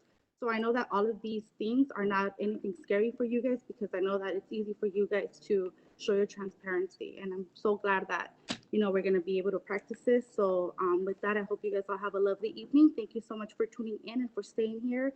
And I hope that to see you guys all at next council meeting. Thank you. Thank you, colleagues. I think you two are very well versed when it comes to this issue and this matter. And I'm glad to see that you're using your platform in such a positive way to denounce what happened, the murders that happened that were unjustified. And also thank you for bringing up the point that our POA denounced these actions, that our police department does not stand behind these actions. And that, as you mentioned, it's not, the first person to be upset about all this is a good cop. About what happened with George Floyd and with Breonna and with all other senseless murders. I know our police department does not stand for that. Our police department stands for good police work.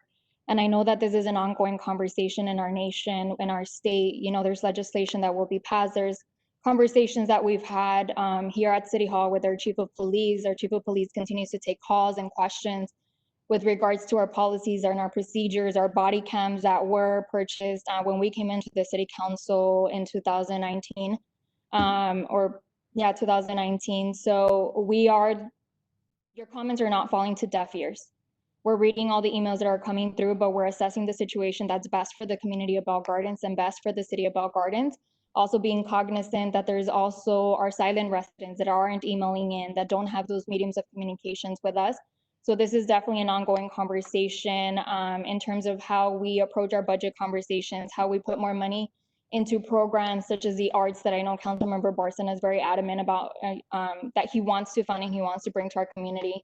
I want to thank our Parks and Recs Director, Roseanne, for all the work that she has been implementing to bring resources and being lucrative about the funding when it comes to distributing 30,000 meals as of now, as of today. That's a lot of meals for our kids, and our community deserves that. They deserve that support also for implementing the new community center, in which, you know, we're being more responsive to the needs of the community, helping them fill out different paperwork and processes that may be way too bureaucratic for some of them. You know, we continue to use our platforms adequately here in the city of Bell Gardens, informing and constantly updating. So thank you, Hylas, for continuing to update all that information. Steve, for all those IT support that you constantly give us. Chow, for, you know, revising everything that's going on with Public Works, the graduations that are coming up, the permits that are coming your way.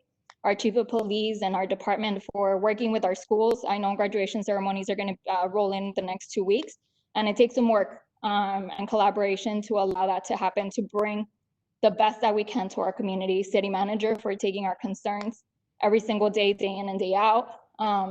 We call you on weekends, we text you on weekends, and you are answering, and you're setting time that you should be spending with your family to support our community well. You know, with our finance, with our budget, you continue to work with us to update our numbers. And I know that, you know, our budget, we're going to go ahead and pass it hopefully in the next 2 weeks, but it doesn't mean that that document doesn't evolve.